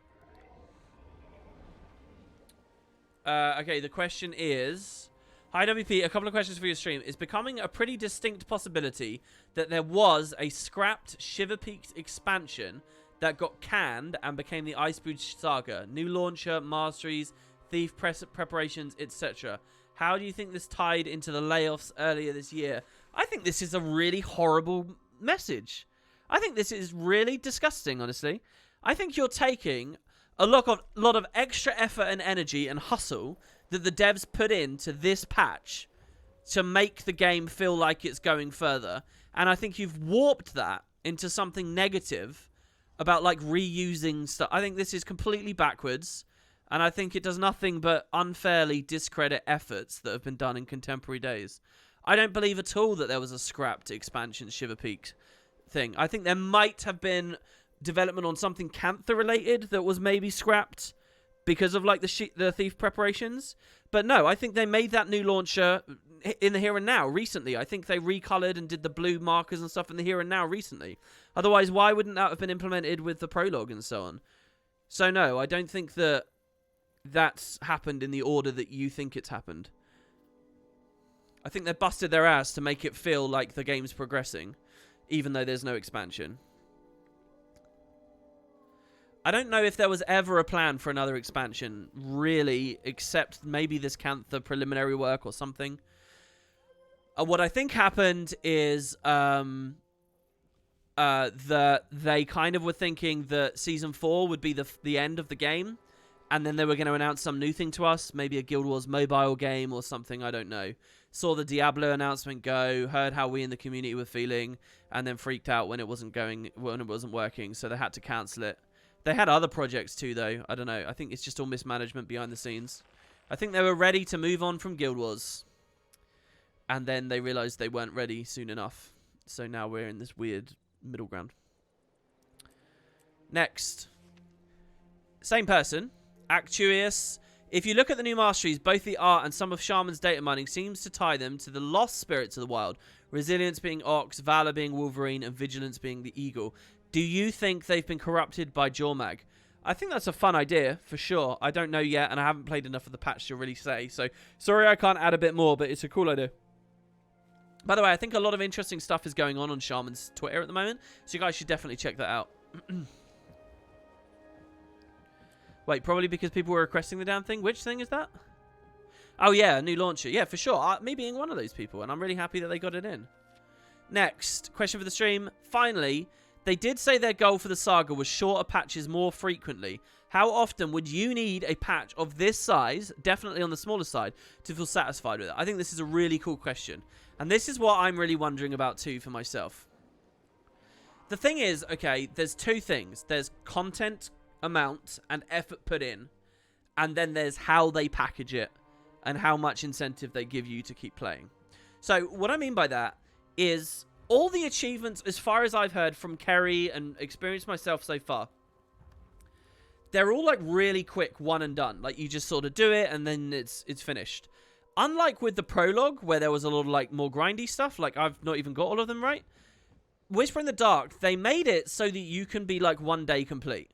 But that's just how they made it. It really has nothing to do with how much time they spent developing or how much energy that went into it or how much passion went into it. They just chose to make them all one and done. We don't want you to grind. Whatever, you know. So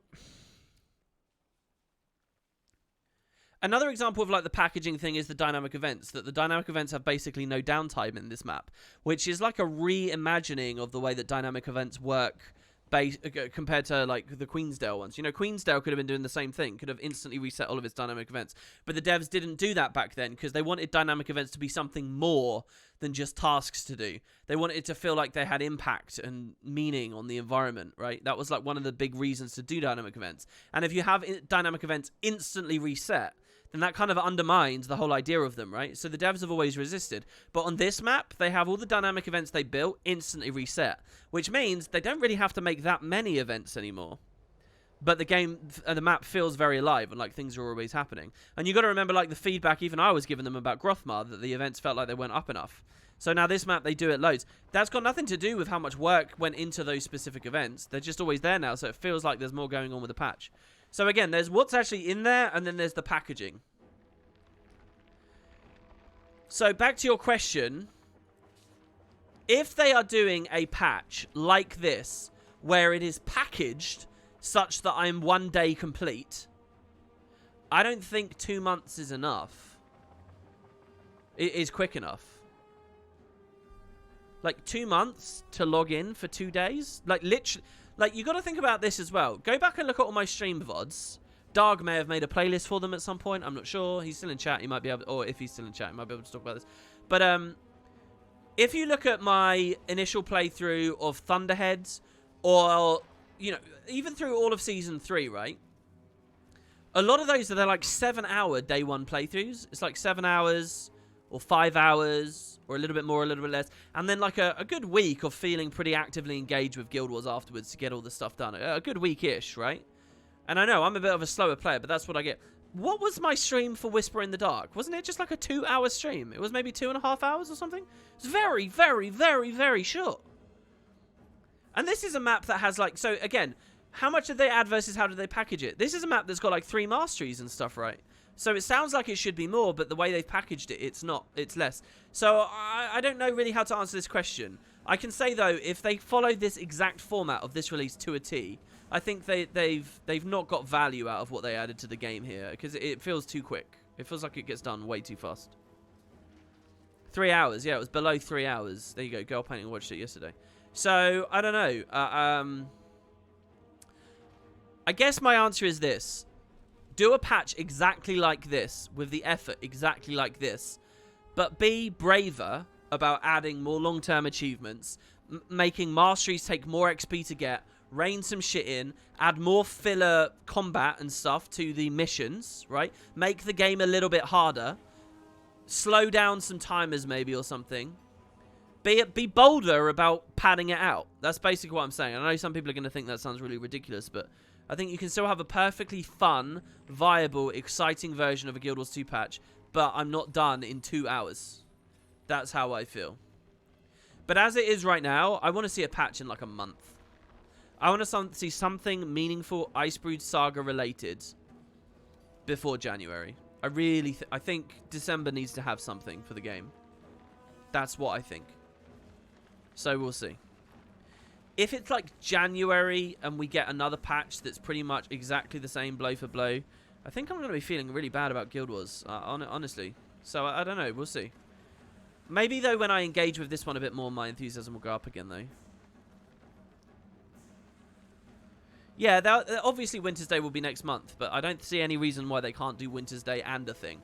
Like, they released Heart of Thorns at the same time as Halloween, right? So, double them up. Last year, they introduced the Beetle Racing at the same time as Winter's Day, didn't they? I think. We get 3 weeks of these rotating strike missions. So, the strike mission thing is exactly what I'm talking about. I think there they did well. You know, they were brave and they said, fuck it. I'm not going to let you do all 3 strike missions in the first 2 seconds. We'll make you do one this week, then you do another one next week and another one. So they get 3 weeks out of you. Sort of, right? But it's that kind of thing, right? I think the patch needed more stuff like that. But again, this is all very preliminary because I haven't even played much of the release yet. So don't listen to me too closely. We'll see in the upcoming days. All right, next we got one from Noct. 7 minutes ago, China. If you ever wondered why companies want to have their MMO active in China, a story just came up of someone who sold someone else's character in an MMO called Justice Online that was worth $1.4 million. The player spent $1.4 million on that single character as a microtransaction. I'll throw the article in PM on Discord if you like. Yeah, do it. I'll read it out on stream. Yeah, do it. That sounds amazing. Do you think Western MMOs don't really inspire this kind of dedication, though? My, whom do I spy as WP? Thanks, man. It's good to see you. The wild boss you wanted is in 2 minutes, yeah? Oh, shit. Is it? Yeah, the Mega Destroyer's in 2 minutes. I think we have time. Because they're about to kill the middle champion, right? And then this door opens, and then we kill the last one. And then I double-click the jar, and then I go to the Mega Destroyer. Alright, and then the last question from Kato. I just looked at Shaman's Twitter, and I realized they had a different launcher for Path of Fire, and Season 4 Path of Fire was a Raptor, and Season 4 was Balthazar. Oh shit, did they? I forgot about this.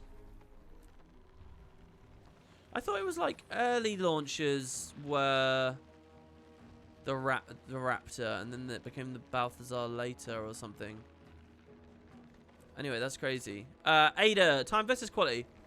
But I remember this Whisper in the Dark story options more than one boss combat of Thunderhead Keep. I don't think it's about time it takes to complete. This is a different type of patch for other type of players like me. I think this patch is the best example for a replay for multiple characters. Interesting. I think there are definitely strengths. Alright, we got the second champion, so now we're busting through. I think there are definitely strengths to this patch that I will acknowledge more the more I play. Wait, is this another new mail or a sale or what? Why did a Quaggin just come to me? Raptor was during the lead up to POF, and then it switched to Balth when POF came out. There you go, Mr. Fantasia's right. That's what I thought it was, yeah.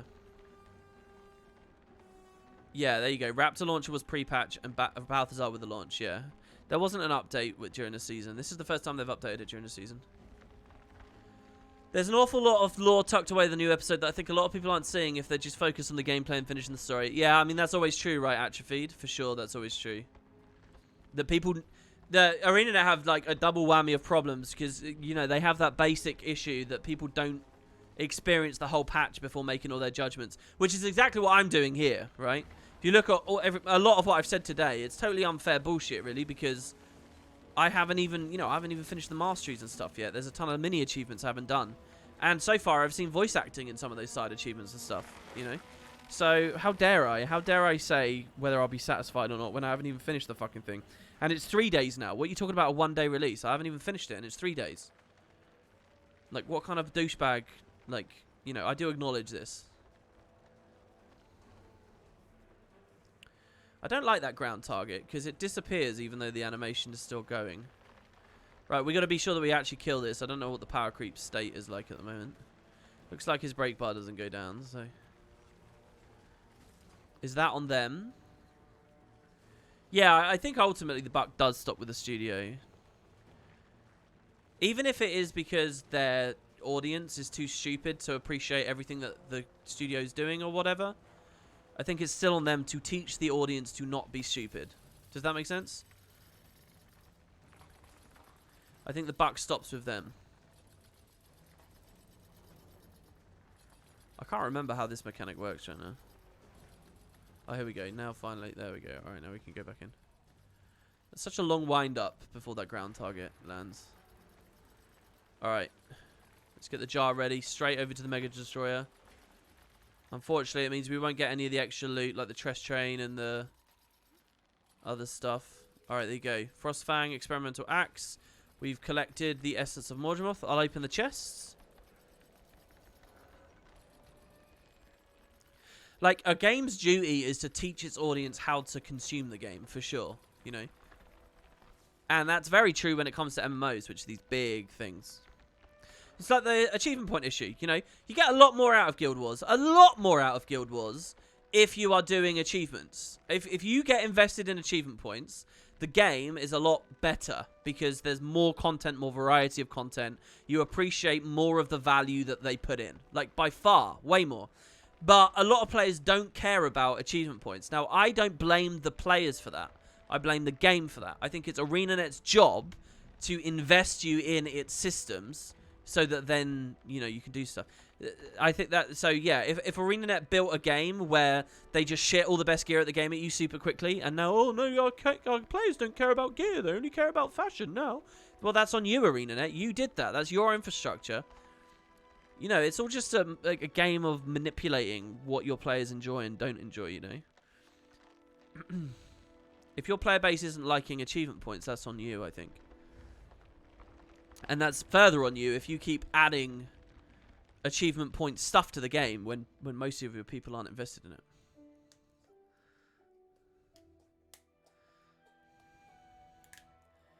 Alright.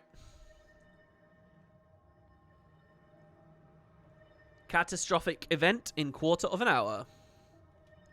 So let's see, what's the other jar we need as well? Poor Frostfang, leaving it for last. So we're about to fill up the Destroyer jar, then the Claw of Jormag, and the Shatterer. So it's just all the big dragons. I hope that T3 on this isn't a pain in the ass because for world bosses, because it's having us do all the rarest world bosses right here, or a lot of them anyway. You cared about AP right until the Hellfire Armor was done. Since then, it's just another hollow achievement list like on Steam. Really? That's weird.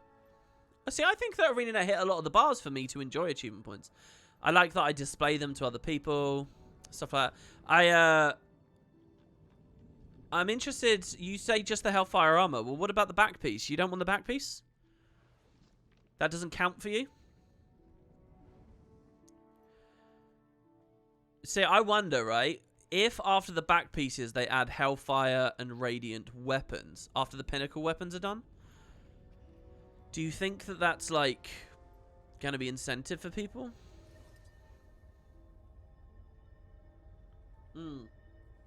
Do I need to do T3 of Frostfang? Yeah, I do, because it's 1 AP. It's still a, you know, a collection. It's still a bit of an achievement point. It's still a reward we can go for, so I do have to do it.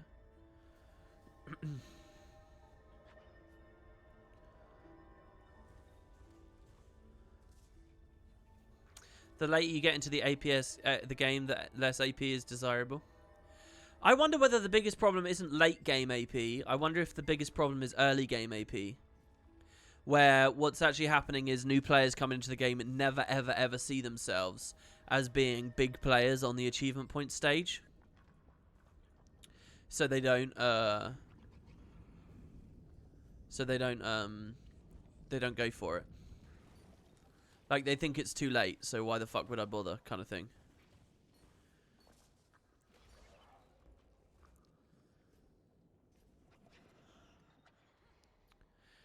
I wonder if the problem now is... what do you think, guys? If... I really want you to imagine that ArenaNet does this, okay?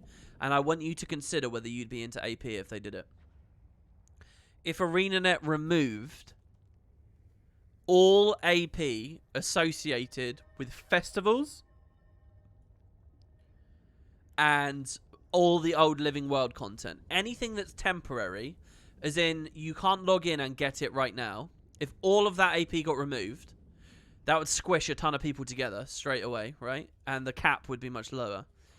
So you could, in theory, get all the possible AP in the game if you put the hours in.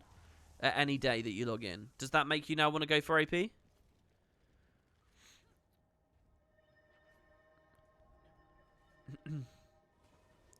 Like, just all that shit that's like,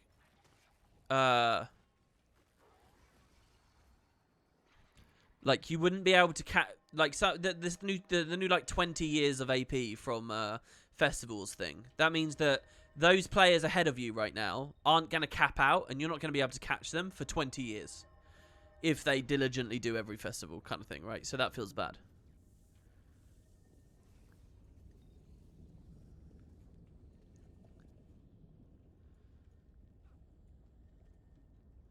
AP is way too easy to get in general. It's not meaningful. At least doesn't feel meaningful. I, as someone who's never done AP hunting, has 22k. Well, but that's kind of a pointless comment you just made there. That's irrelevant. The number doesn't matter. It's a comparison to your peers, right? 22k AP was enough to make people's mouths dropped and look at you wide-eyed if you were it was the right month of the right year. Just as right now, if you have 42k AP, people will be like, what the fuck? That guy's a god. 42k AP will be meaningless in 5 years, you know? But right now, that's insane. So the number itself doesn't... you seem hooked up on the number, but the point is it's a competitive system. It's a comparative system. It's, you know, it's a ballpark and a benchmark to the status quo. You see people compliment AP all the time, even high 20Ks. I mean, people compliment me. I'm at 38. And I know that seems like I'm right near the max or whatever. I'm not really. That 2K is a big... There's a lot of work that would go into that 2K. A huge amount of work. Zandra Delacroix says, there's at least backstory lore on Askir, Nornbear, and the Bone Skinner. Possibly more that I haven't seen. Yeah, I heard that. Kerry showed me that yesterday. It was really cool. Plus, the colours have roots in old Norn spirits that isn't explained enough in game. But if you pay attention to the mastery bars and the orb icons, you can see which spirits they're tied to. Yeah, as someone mentioned earlier. Thank you so much for those coins. That's really lovely of you. 42k AP tells me people need to get on. I don't actually know if 42 is possible. I think it might be. I think some people might be at 42. I don't know, though.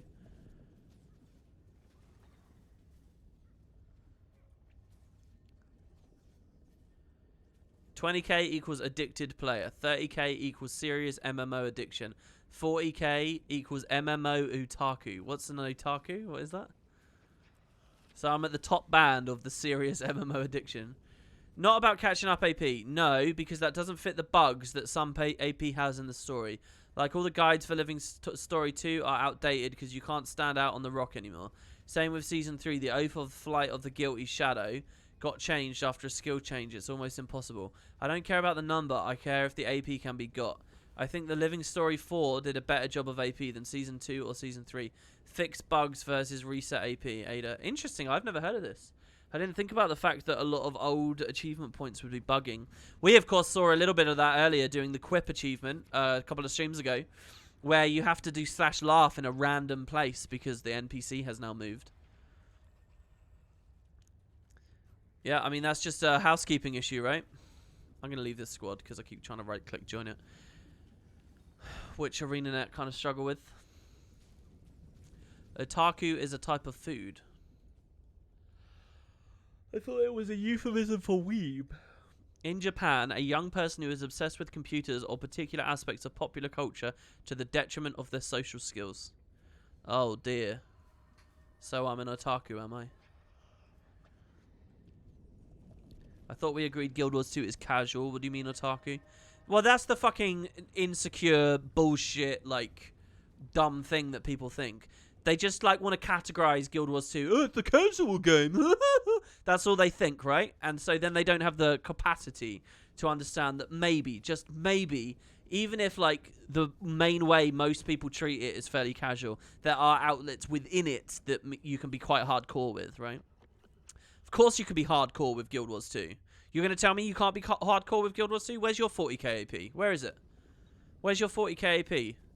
Okay, so you don't have that? Why are you an authority on whether Guild Wars 2 is hardcore or casual if you've done fuck all in it? Sorry, but that's bullshit. That annoys me so much. People just treat the game casually and then just decide that they're the authority on what kind of a game it is.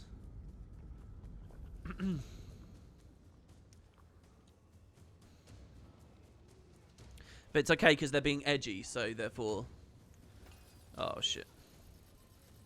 Do you know what? I kind of wanted to gyro there, but I would have just been nuked anyway, I think. I don't quite know how the maths would have worked. Do you think Hamato would know if it's casual or not? Well, I don't know. I don't know how much perspective he has about his own consumption of the game. I think he's had phases where he's treated it very hardcore, but I don't know whether he would consider himself to have done so. I think a lot of players are like that as well, though. I think that they get really invested, or they end up doing quite, like, invested stuff, and they end up going quite beyond what the average person does, but they still consider themselves to be very casual.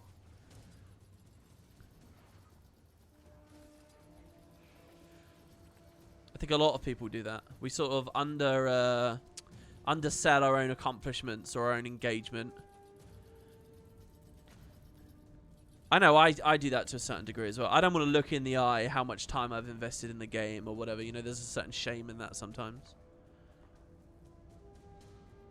You don't think you can judge someone based on OP? Yeah, no, I agree completely. I agree completely. But, you know, my point is a point that I think stands on multiple fronts. So, like, what I'm trying to say is... someone can tell me that Guild Wars 2 PvP is casual, right? Lots of people will. It's just casual spam fest. All right, so where's your gizmo? I do think that. I think, well, what the fuck? Go on then. You win a monthly tournament, all right? You get top 10 on the leaderboards. You do whatever, and then you can tell me that it's a really, really casual bullshit game. And some people do that and then tell me it's a casual game, and that's fine, and I'll respect those opinions. But most people are just aping and repeating those opinions when they're really in no position to actually say or to actually know, you know. They've not actually engaged with it deep enough to qualify for a comment like that, but they'll make it anyway, you know. And I will admit, I'm exactly the same as well for World vs. World in a lot of ways, you know. Like, I'm quite derisive of World vs. World, and I talk about how uninteresting it is to me and how spammy it is to me and all this kind of stuff. Yeah, you know, I've not really put the full work in to have a real opinion about that.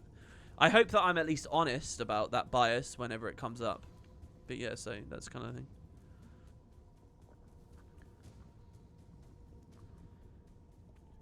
And you got to think about this as well, right? Just take the idea of raiding, right? You might consider raiding in Guild Wars 2 to be super casual, and that's fine. But let's put that aside for 1 second.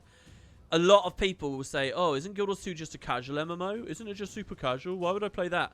And it's like, okay, so what have you done in it? Oh, I raided Wing 1. Okay, what else have you done? That's it. That's it. That's all they've done.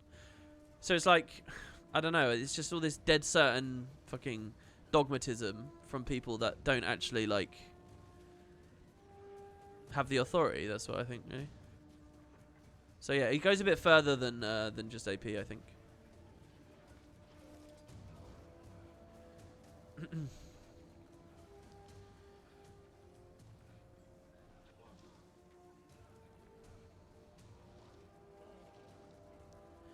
I am too old for serious competitive PvP. My reaction times aren't good enough. Well, a lot of that isn't really reaction times. It's just knowing a thing is coming. It's practice means that your expectation and pattern recognition goes up to the point that you're not really reacting anymore.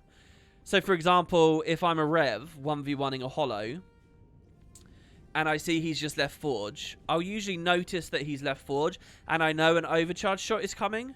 So, if he hits me with the overcharge shot, I'm like super ready to just like legend swap and stun break like almost instantly. It's not that I noticed I got stunned and then I had some superhuman sub-quarter of a second reaction time or something. It's just kind of the flow of seeing that you just kind of know, you know. So it's and much more of it is preemptive than you realize it is. And that's just from playing a lot. I genuinely don't believe you're probably not too old. You've probably just convinced yourself. I love these icons, by the way, updating. This is really cool. Okay, so we now have the essence of Morgemoth Primordus. This is just called the Corrupted Jar. Oh, because that's not filled yet. That's weird. The icon seems weird. And then we need to get so we need these 2 dragons, basically. But we've got some essence here of these 3. So let's do the final phase of these while waiting for the Shatterer to come up, who will be up in 10 minutes. So, who do I want to do? I guess I'll start here. The Essence of Mordramoth. We're going to distill this at the Corpse Grove in Verdant Brink. Yeah, very rarely this does take us into the X-Pack, I remember. So, I guess there's an interactable at the Corpse Grove. I haven't been here for a long time. So let's just go have a look-see, I guess. Why am I so confused about where it is right now? It's totally here, right? No, it's here. It was north. That's it. This is seriously a level of PvP you just talked about I wouldn't even think of in 30 years. And I played a lot. Well, you're not playing enough classes then. I wouldn't think of that unless I had both played Hollow and Rev. Actually, I kind of did start learning how Hollow works when I started playing a lot of Warrior. Warrior is so like brain dead and easy and so few buttons that you can spend all your time just watching the opponent and then you learn a lot of what other people do even without playing their classes. So Warrior is a good place to learn stuff. But and, you know, a lot of, especially in the Spellbreaker days, a lot of what Warrior is very reactive, so you can't, there's kind of a requirement to be watching what other people do. Do you think it's, I don't have to do the meta, you don't think, do you? Oh, what's this? Sometimes I think WP tunnels and chat looking for one person, ignores everything else. What the fuck is an EP1? Do you mean Daybreak? I'll copy paste it. Warrior is keyboard smashing. Lol. Omga, this is sad.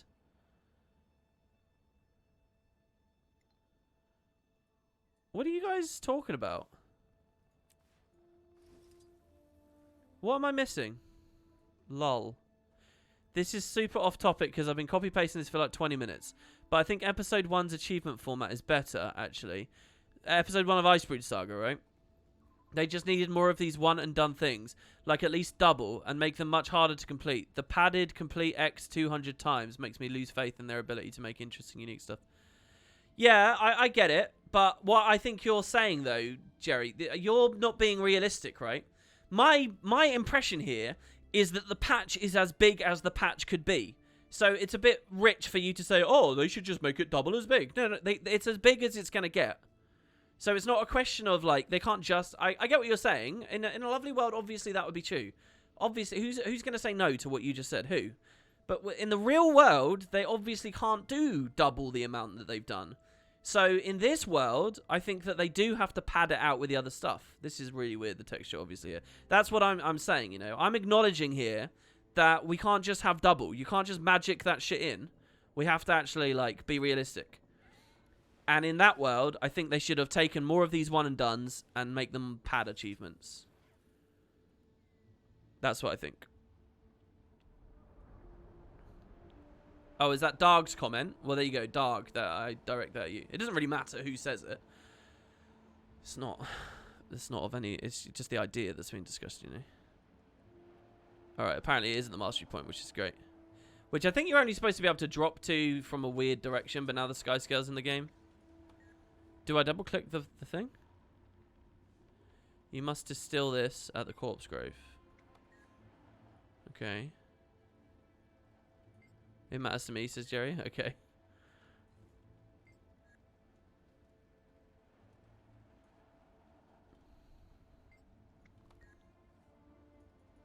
I don't think it can be the mastery point. Why is everyone saying mastery point if it's not the mastery point? Up higher, people are saying. Oh, so it's near the mastery point, but it is not actually the mastery point. Alright, let's try that then. Maybe it's up top at the POI, but we were at the POI, which is what makes me think now it's the... Oh, do we just double click it? I guess I never tried that. Ah, okay, good. Alright, nice. The simplest solution, and I just didn't do it. Okay, next. We got a bit longer until Shatter, I think. Let me just check. Yeah, we do. Fire Elemental is currently going on. So we are going to distill the essence of Primordus in the caves below the Dominion Killing Zone in Kessex. By the way, that's another thing.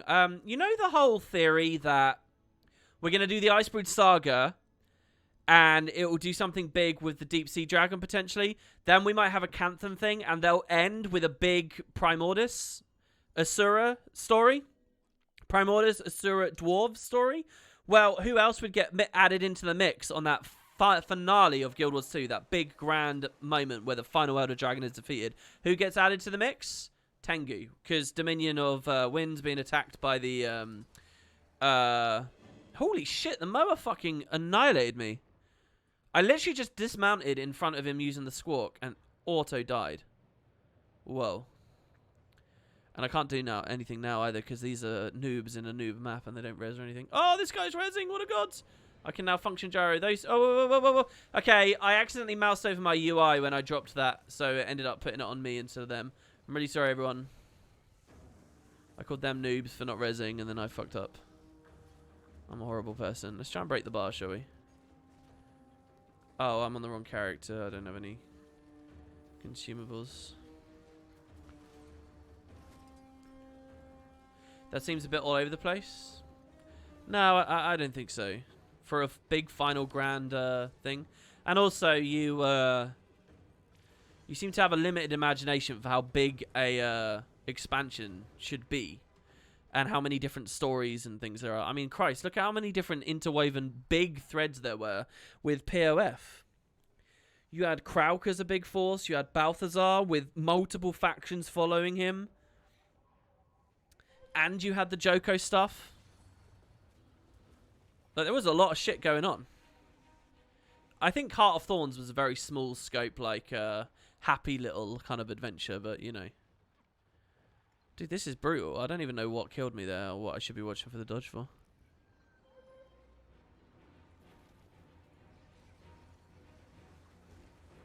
Dude. Okay, break the bar again. Hopefully we can kill him in this one. Get all 3 of my AoEs up. 2%. Just trying to stay behind him. If he suddenly turns around and punches me in the face, it's awful. Alright, there you go. Nice. Anyway, that's kind of irrelevant. The Destroyer Fissure. I think we're just going to double-click the jar anyway. I could have fallen down the little gap with the little girl there, but the event distracted me. I'm wondering if it's where the champion spawns. I love the colours in this cave. I really do. I think it's very pretty. You must distill this in the cave beneath the Dominion killing zone. There it is. Yeah, it is. It's in the champion room. Do you think we can solo the champ on this guy? Depends if he's scaled from all those players up there. If he has, we're fucked. We did not get one shot, so I don't think that he has scaled. So let's try and get double days. 25 vuln is good. Maybe I can drain it with the chill and the blind combo.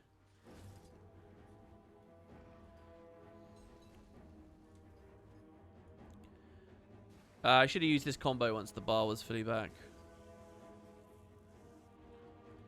Damn. I was going to try and throw the bubble up, but I have this on the wrong slot, so I tried to press the wrong button. Step out of the lightning field for a second so that when we use the 3, we get the water finish. Oh, it's too late anyway. Do you know what? I'm actually bored of doing this right now because there's no reason to do it, and it's taking me ages to grind through him. We'll just slowly get there. We should auto more to get our might up. And then this gyro is pretty good. Actually dodge a thing.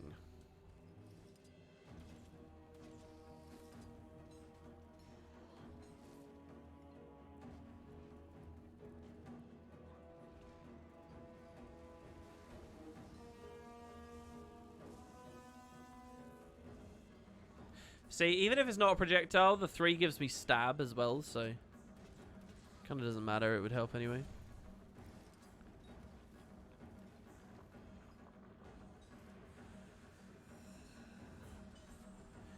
Alright. Okay, so the shatter is in 3 minutes. Let's go there now. I'm pretty sure we'll get a map. I can't imagine there's going to be more than one. If you guys would like to come and kill this with me, you're more than welcome. We can try the break bar thing. I don't know where we'll get it. Why are you guys copying the same thing? Alright, Jerry, can you copy-paste this so that WP will read it? I don't know. I've always respected ArenaNet for wanting to stick to their vision or ideal and not compromising. What? Are you serious? That's kind of what attracted me in 2012. I get that they need to keep players using a realistic and functional method, but that doesn't feel ArenaNet to me. Don't know if that's how you see their company image or whatever. No, I don't see their company image as sticking to their vision. I see their company image as having a vision and then instantly betraying it in favor of the popular consensus. Like when they nerfed and rebooted all the Heart of Thorns rewards and, you know, straight up doubled experience in Heart of Thorns maps and stuff like that. When I look at stuff like the mastery system that's in-game but actually doesn't do anything because it's so, like instantly completed and so fast to do that I don't know. I don't see them as sticking to their vision. I see them having a vision that then gets compromised. 2-month subscriber Twitch. WP, help me out, Jerry. If you think they renamed the achievement panel quest log and quest points, people would care more about doing them. Probably people would, yeah. I do agree with that. Pineapple.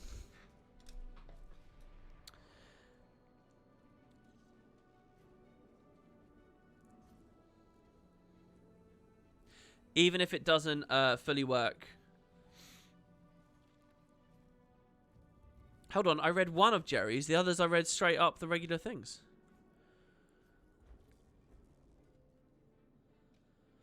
But if his one's at the bottom, if when I glance over at chat, his one's at the bottom, then that's the one I do. I tend to favor reading the most recent one where my name is specifically mentioned. If you specifically type my name, it colors your message a different color. I need to make a squad for this or something, I guess, because I literally see no one here. Early tech taxi. I have to do... I gotta do it myself, I think. Hey, this is going to be a low-scale shatter, right? So, yeah, okay, guys, come join. We'll try and get the break bar achievement, because I still haven't really worked on that one. I'm going to go do the pre-event, since I think I'm probably the only one in the map. Type /squad join list to get in on my group. Yes, it's both Dakota and shatter time, but I don't need tech, I need shatter.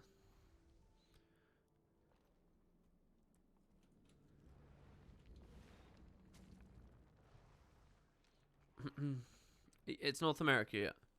If you could give a percentage of mastery so far, what would it be? I've been busy and it's been hard to keep up.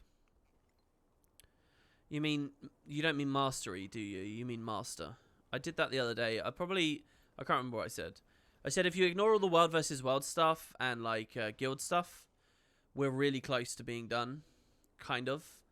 But if you add those two things, we're like nowhere near done.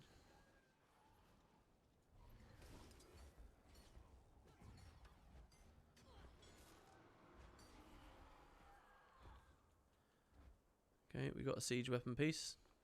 Yeah, just so that everyone knows, when the Shatterer's break bar comes up, we're going to try really hard to break it. So you can break it through the gliding mechanic, or you can use consumables while standing next to him, whatever method you prefer.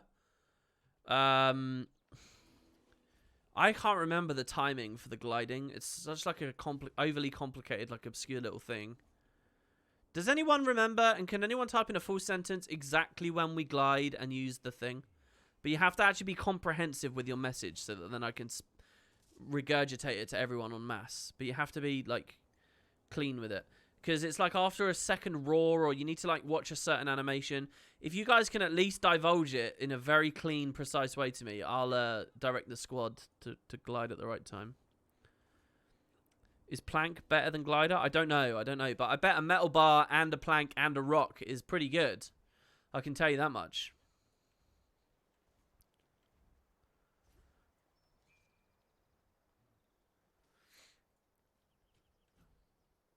But I'm not sure if you need to glide to do it or what.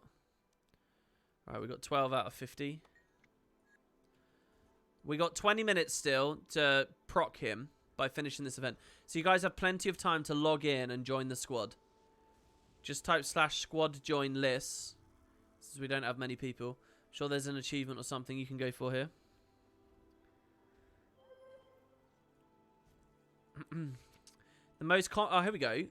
The most common times for jumps are 4:15, 12:15, 9:45, and 7:45. See below for more information. Is that just copied from Wiki? But the problem is, what do we do? Do we glide out? Oh my god, I got a donation. Hey WP, how are you? Not sure if you answered yesterday, but how would you enjoy a pure... I couldn't read the message. I have to now go to the website. 1 second.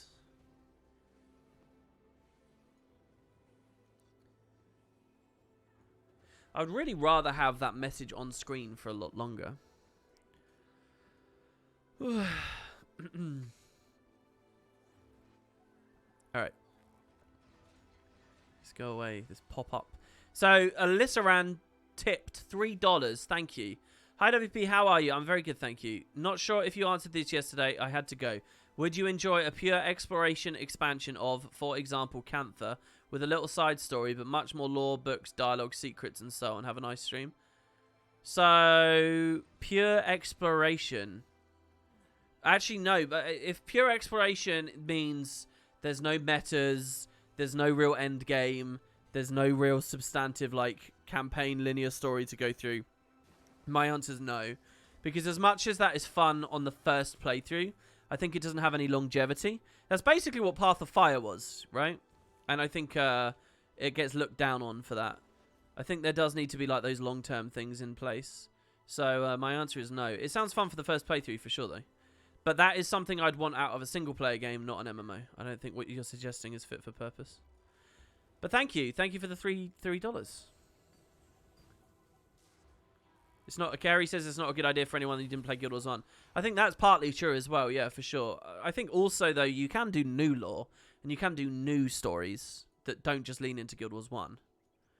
You know, adding secrets to Cantha doesn't mean they have to be Guild Wars 1 related secrets. They can stand on their own. But knowing ArenaNet, they wouldn't do it too much. Okay, so let's try this then, as according to the mail, okay? The most common time for jumps. So basically, guys, look at the stream. I'm going to explain this to you, all right? There's going to be a dragon in the middle of the field. Every now and then, he creates a break bar, all right? Our job is to break the break bar. If we break it, we get achievement credit, okay? The break bar is extremely challenging to break. The only way we can get it is with a gliding mechanic. So, at the waypoint, as you look out at the field, there are these jump pads. When you use these jump pads during the fight, it's going to change your skill bar, and you are going to have a skill. I think it's the skill 2. Someone correct me in chat. This is what I meant with a comprehensive message. Which one is it? One of the skills, though, like drops a bomb. There's a cast time on it, and then the bombs get thrown out, and then the bombs have a projectile travel time to land. Then when the bombs land, they do damage plus break bar damage. So what we need to... And you can only be launched for a little while, right? So you need to jump on the launch pads at the right time to glide... and then press the button to siege the Shatterer while the break bar is up. And as your bombs land, it will do break bar damage. If we get the whole Zerg doing it, and it's low enough scale, which it might be, we can break his bar. But we do need everyone doing that. So the time to jump on the launch pad is, first of all, at 14:25. So what that means is, on the dynamic event user interface, it will say how long left till the Shatterer leaves. And the first time is 14 minutes, 15 seconds left on the clock. So you see this red, there'll be some red text. It just disappeared. When that says 14 minutes, 15 seconds left, you jump on the pad, you fly along and use the bomb. By the way, there's also like sky hazards that are going to try and attack you and kick you out of the air. So make sure you use your dodge roll to stealth while you're gliding, right? You can do this twice. You can stay stealthed, as you see here with me. And that will mean you don't get attacked, okay, while you're in the midair. So make sure you do use your stealths. Mesmers and stuff could massive vis and preemptively stealth us possibly as well. Okay, so here you go. So we're at 14 minutes right now. When that says 14:15, we're going to jump on the pad. All right? Other people can DPS and stuff, but we're going to jump on the pad at 14:15. Everyone stay with me on my red tag, and we're going to wait. Which skill is it? Does anyone know in chat? Actually, I'm just going to go up early to verify. Okay, so it's skill 1. Drop bombs on the target area, damaging and knocking down foes. Each one of them will be 2 seconds of knockdown, and there's 3 of them, which is huge. Okay? So we stay at the launch pad when it's 14 minutes, 15 seconds. All right, that's when we jump up. So that's going to be in just a few seconds from me talking. With stream delay, it might be right now. Okay, so 18, 17, 16. Okay, up I go. Target the boss as well. Okay, and now just use the skill one. That's what I did. And now I'm not going to glide it. Oh, no, no. And then you can multiple times do it, I guess. I'm going to break his bar with that, though. Oh, we missed it. Okay, so I can see several of you were still in the air. That's because you didn't go up at 4:15. You went up at, like, fucking 14. So, I don't know why some of us were late. We were close, though. But, I mean, that's the way it always happens with the Shatter. People are always late. So, let's try it again on the next one. The next one's going to be at 12 minutes. 15 seconds, so we can fight until then.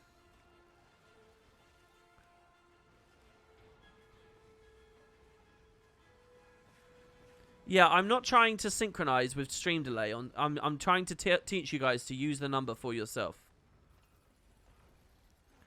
If you throw the bomb early enough, you might be able to get 2 casts. That's what it looked like to me, so we can try that. But so yeah, just do some damage in the meantime. If he's in his phase, his crystal phase, he won't do it though, right? Or is it the break bar that triggers that? Alright, okay, so now that it's 13 minutes done on the clock, I'm actually going to go back up to the pad now, guys. Because otherwise it will be too late. So why don't you all come back up to the pad? You got to consider some of you are going to be dying as well. And some of you guys are going to be slow and just not intelligent. So we got to move nice and quick to pick up for that slack, alright? A lot of the other players that were there at the start might not be here, so if you're hearing my voice, really try and come back.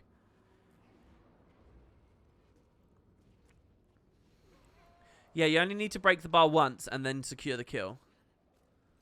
Alright? Don't stand in the AoEs, obviously. Okay, so in 10 seconds from my voice currently, the timer is 12:15. 12:15, okay? Oh, see, look, he went into his phase. That doesn't count then, right? Okay, I don't know when it will work now then.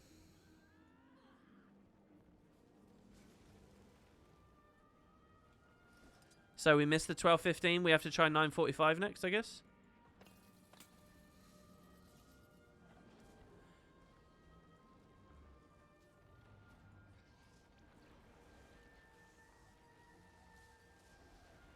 Alright, the next timer is 9:45. Let's just try it at 9:45. Were we a little bit late? Is that what that was? Doesn't the break bar preempt the thingy phase? The crystal phase?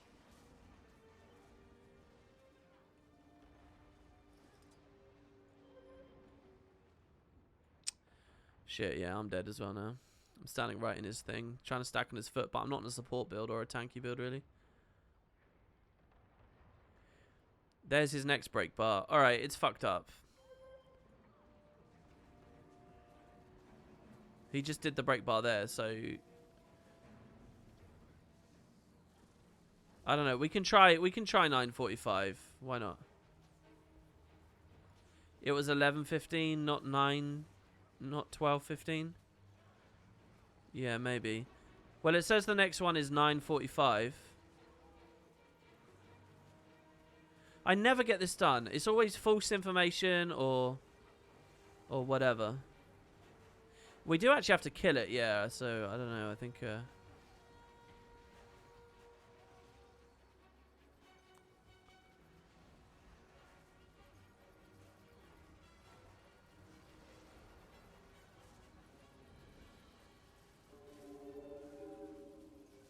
Yeah, the mail says common times and there's variables. Yeah, for sure. All right, well, let's try the next one. That's going to be 9:45. So that's about 30 seconds from my voice right now. So get moving up, guys. Let's try the 9:45 one. You got to be quick because there's only going to be about 15 seconds. Let's try it. 9:45, all right? So I'm at 10 minutes right now. That means it's going to be 15 seconds from my voice right now.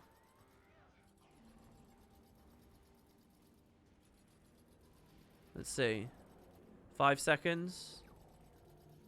Alright, let's go up and see. Let's see. I guess. Just delay the bomb until you see the break bar. Nope. Okay, maybe it's 1 minute desynced. So let's try Let's try 8:45. All right, go back to the pad. Let's try 8:45. He might be dead already, but we'll try. Holy shit, am I on the wrong pad? Oh, now he's in the crystal phase. Maybe if I break...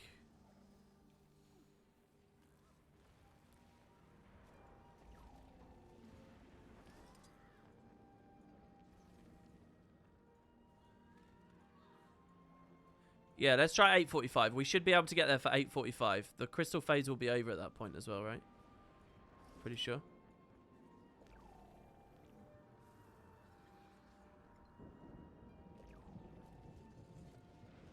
Alright, there's 8:45. I'm going up.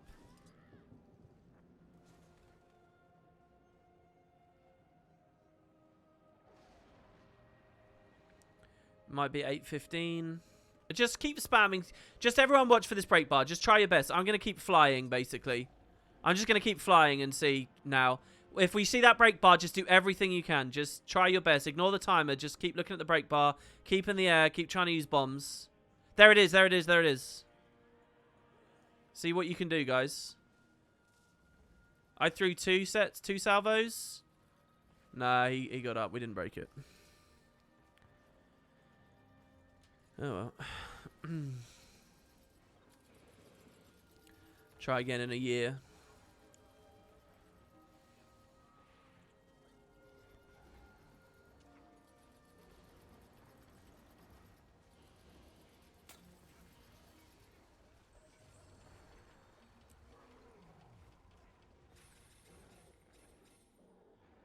All right.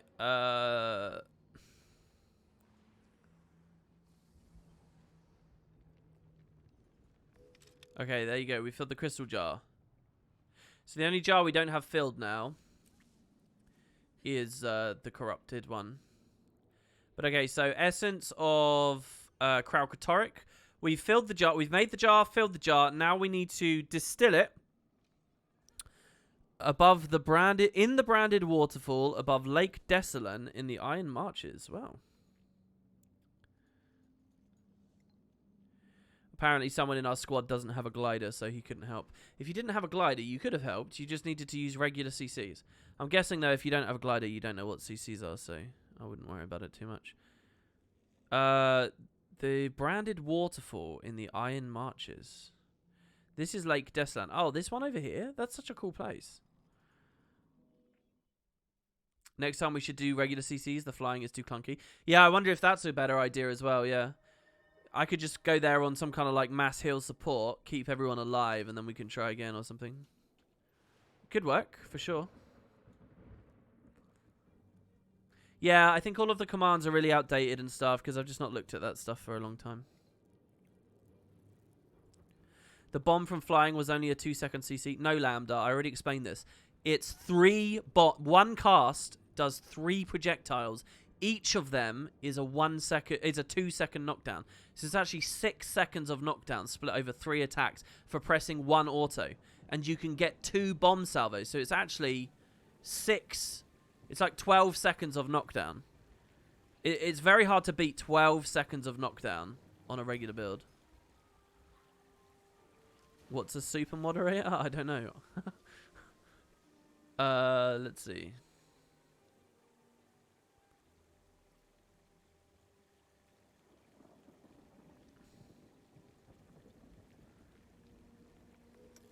There it is. I swear I double-clicked that. It just didn't work. All right, then the Essence of Zhaitan, which we filled with tech ages ago. Like, ages ago. We can distill at the Gates of Arar in the Cursed Shore. We could all go Chrono and Moa him. Yeah. Oh, well, hold on. How much breakbar damage is Moa? Is it better than Gravity Well, or... I don't know. Aren't super moderated Twitch staff? Maybe. There is a member of Twitch staff that looks at Guild Wars 2 PvP streams every now and then. Did you guys know that? Can't remember his name. There you go. That's the Essence of Zhaitan. These are all really easy, filling the jars up. So all we're missing now is we need to kill the Claw, which unfortunately we missed. He was up while the stream was going, but we missed him. So maybe I'll get him between streams. I don't know. And then we just put the Essence in. And then we would have the Chest of Dragons. It's really interesting that Frostfang got this while Rodgot, which is also a dragon legendary item, did not. I also find it quite interesting we keep the jars. Do we just delete them now, or what? Are they used in the actual crafting? But that'll be T1 finished. Oh, look at that. Feels good. Then we just have the job of finishing all the T2s. And using all the essences, which is a shitload of crafting and bandit crests. Ooh. Alright. So, let's say we get this legendary Springer, shall we? It's going to take some item sales. I'm thinking we'll dig into Mystic Coins. Man, you miss playing this game. What's there to do now? There's loads to do. Okay. Make the shell playlist. Yeah, no. Don't worry. We'll do that in a bit. So we should have loads of coins. Look, we got 2,000. Holy shit. This is so many coins. Okay, I'm going to sell a stack. I'm going to sell 2 stack. Yeah, I'm going to sell 2 stacks. I'm going to do 1 instant. And then everyone's going to cry. Alright, I know. Oh no, instant sells the devil. Alright, but then I will sell the second stack on thingies. There you go, that's it. Put your tears in chat. There you go, look at that. Oh, so good. Look, see? That way everybody's happy. It's a good balance.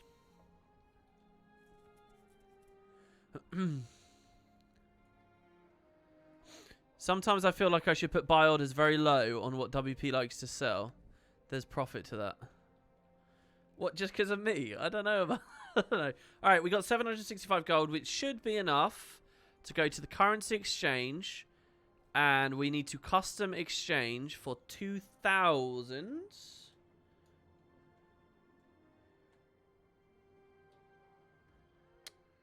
Come on, what? Why isn't my numpad working? Delete. There we go. Alright, perfect. Oh.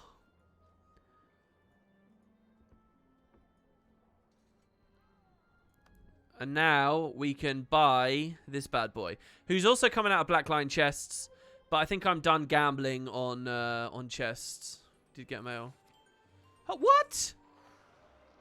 I don't deserve this. This is really ridiculous. Ada, what? World boss. Yeah, it's a hard achievement. Sorry that the wiki is just a general idea. I've only got a no-fly once, right when the Sky Scale came out, and people were near the world boss. I was thinking of doing a guide, but I don't have a good guide. Stop wasting money, joke. Do what you want from the gem store, WP. Dude, you're going to really piss people off with this kind of stuff. This is ridiculous. I would be so mad watching this. Some twat, like, has a max bank of coins, which he didn't really earn, sells 2 stacks, somewhat irresponsibly sells 2 stacks, and then someone just gives them back. Dude, this is nuts. Ada, thank you so much. This is ridiculous. You basically gave us the Infernal Horror here. That's what you've done, Ada, here. You've actually given us the Infernal Horror plus some more. Hell no, I'm not returning to sender. What? Why? Why? No, this is... When is too much too much? Is it when we get given 5 legendaries? Is it when we get given random stacks of mystic coins? Or just the mount straight up? Dude, who is this? You didn't even leave a message. You didn't even leave a message. So now I've just got 2k gems. This is truly disgusting. Thank you. Whoever you were, I don't know who it was. Do you want to type in chat? Whoever you are, thank you. I will definitely rep this. This is definitely my favourite Springer. Oh, well, see, this is a cool Springer as well. Oh, wait, no, this is on our engineers, so all of his stuff is meant to look engineering. I do think this is very cool, by the way. I think this is a super cool way of dyeing a Springer. Like, look, a metal Springer? I mean, come on. Anyway, Let's go on to this. Oh, wait. Let me actually unlock it. I'm flabbergasted, honestly. Who was that? Ada certainly is crazy and worthy of immense praise. But who sent the freaking the Springer straight up? WP, now you can raffle off the Springer to us people watching. I actually would do stuff like that, but you can't. I literally, all I can do, if someone sends me a gift through the gem store, the coins I could have sent back, but the Springer, you can't do anything with. It's literally like, you can't re-gift, you can't return to sender, you just get it. Wait, shit, did I actually double click it? Man, we got so many legendary essences floating around as well. You doing all account unlocks, right? Time to spend them on templates? Yeah, templates and gathering tools. Templates, gathering tools, and a huge amount of other mounts are where most economy is now going. Oh, and all the Gen 2 legendaries, if that's a part of the challenge. There's a lot of money still to be spent, so don't get me wrong. Wrong character. Don't get me wrong, there's still so much money. That's why I'm still kind of being a bit greedy with this stuff. There will be a day, though, it seems to me, the speed that we go and just how insanely generous people are, maybe even before we get to the world versus world phase, I'll be, you know, mostly done with the economy. So what that would mean, in theory, is all the money can start going on just, like, big giveaways and stuff. Did I double-click it? I did. I don't know, maybe I'm underestimating how long some of those activity grinds are and things like that. You keep trying to swap your heal scrapper build and it doesn't actually swap gear and you can't bind them together. They're two separate things. There's gear swapping and then there's build swapping. So you want to swap the gear template. Alright, let's put this Springer on. Who sent that? Who would do that after you saw I already bought the 2,000 gems? Wow. Does anyone have any cool dye ideas for this? Wait, let me see, by the way. When's the tournament today? Okay, half an hour. That's fine. Shit, man. How long have we been streaming? We're half an hour over. Whoa, we are. Where did all that time go? I swear, I thought it was like half an hour ago already. Alright, anyway, let's think about this. Anyone have any good dye ideas for this? Let's get on it.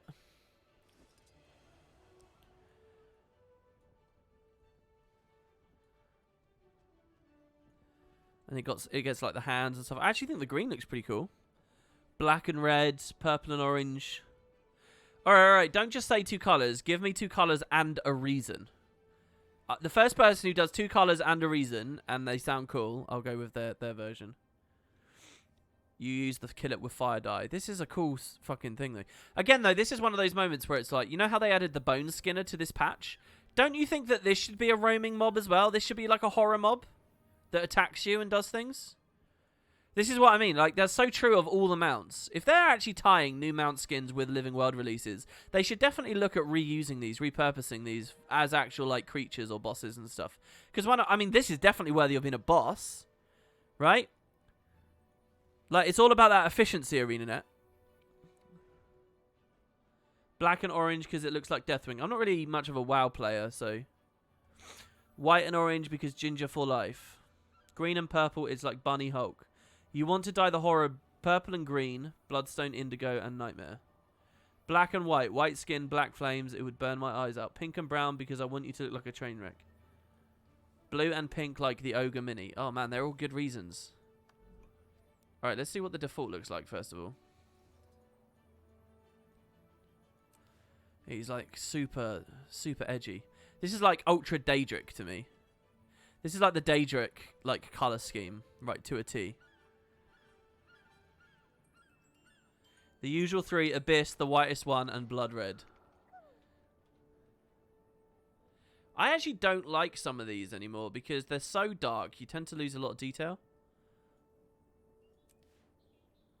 Like, he's just lost detail, it feels like. I don't know. Permafrost. Ooh, this thing can be dyed really ugly.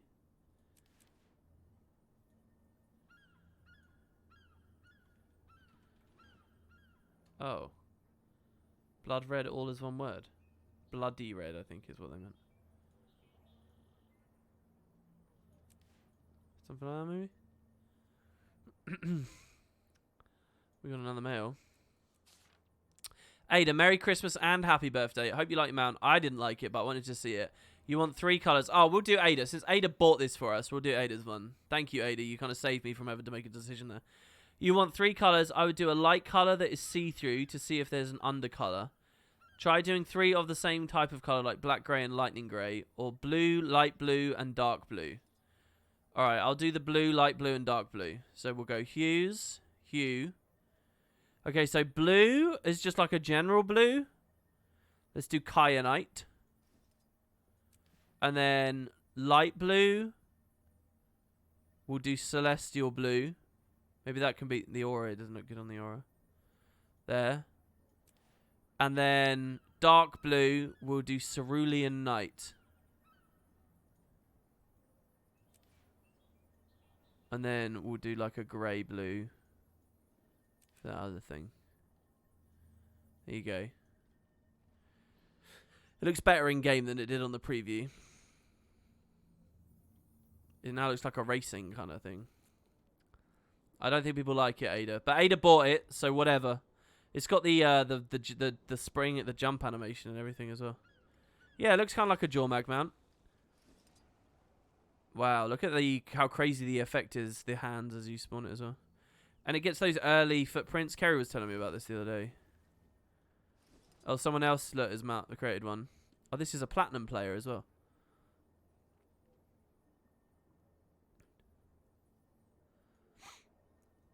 You think Ada just wanted to see the shedding? Maybe, yeah. Add a bit more blue. That's it. It hit the spot. You're disgusting.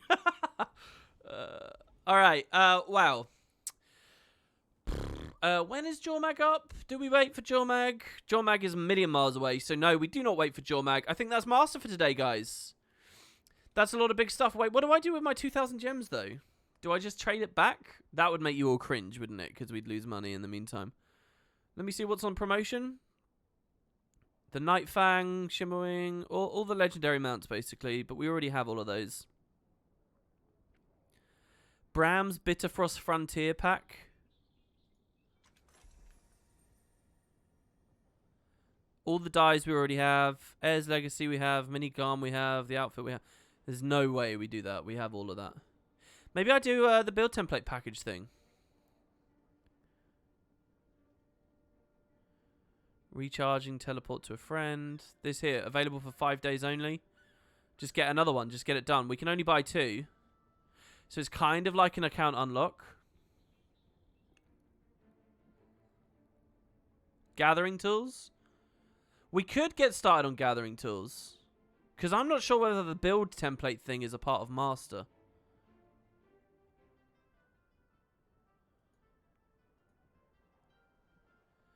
The templates literally can't be swatched with gear simultaneously. I know it's really difficult, but unfortunately what you have to do is you have to click here and then here. You have to do that. I'm sorry that you have to do the extra 2 clicks. I know it's a real pain to literally do, like, spend that maybe 1/4 of a second. But yeah, it is the way that they've implemented it. Alright, let me see what gathering tools they have. Gathering. Oh yeah, you can keybind both to the same button maybe as well. I don't know for sure. Dude, this stuff's so expensive. Like, what the fuck? 1,000 for a Choya login tool. And it's just the one tool. Dude, this stuff is... We could buy 2.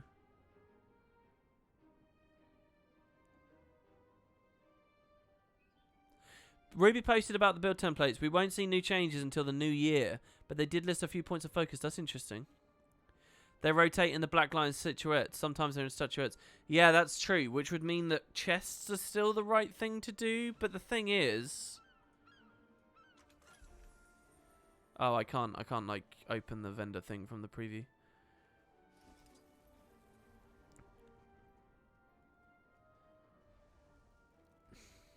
The thing is, there's nothing else from the chests except Tyrion exchange vouchers. Speaking of which, actually, let me...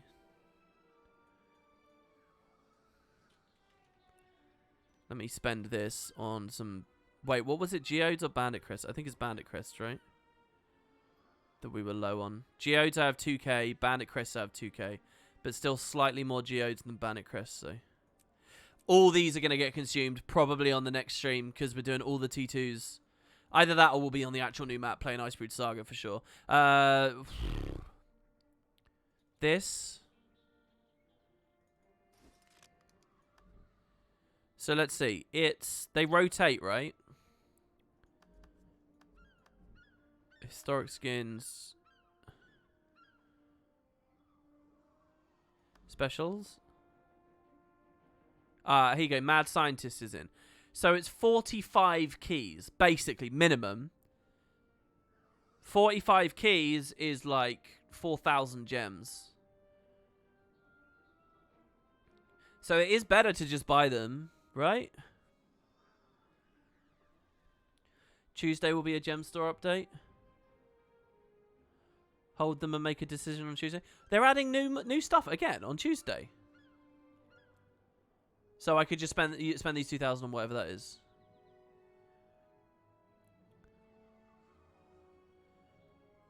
It is minimum. You get 1 per chest. So with the worst luck in the world, 45 keys equals 45 statuettes. The likelihood is you'll get more than that for sure. They always add gem store stuff a week after patch. So wait, is this the first time they added gem store stuff with a patch? I didn't even recognize that. I didn't even know that's what they were doing. Alright, I'll just keep the 2,000s. Alright, 45 is like 30 chests. Yeah, okay, alright. Well, they're not going to add a new chest, though. They just updated the chest. They only just updated the chest. There won't be a new chest, right?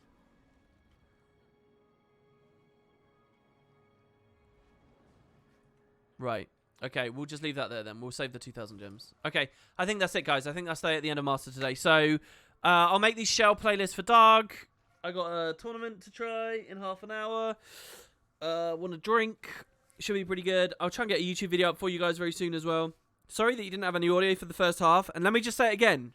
I really think Elite Specs with Icebrood Saga would be really good. 1 per patch. Or just 1 at a time. It doesn't have to be every patch, but there should be. That would be really good. If in December they did another Icebrood Saga update and there was an Elite spec in it, I would be feeling very good about the thing. We still don't have sound. You do have sound now. It's just very quiet. See? It's there. That's me turning it up. It's just been very quiet. Alright, anyway. So yeah, cheers guys. Thanks very much. Well, as always, I don't deserve all your loving support, but I'll be here tomorrow, every day. Cheers, everybody. See you next time. There's something really cool about Ipos, by the way. With this. I look really good. I'm like necromancy on a necromancy thing. Alright, yeah, take care, everybody. Thank you. Bye-bye. Bye now.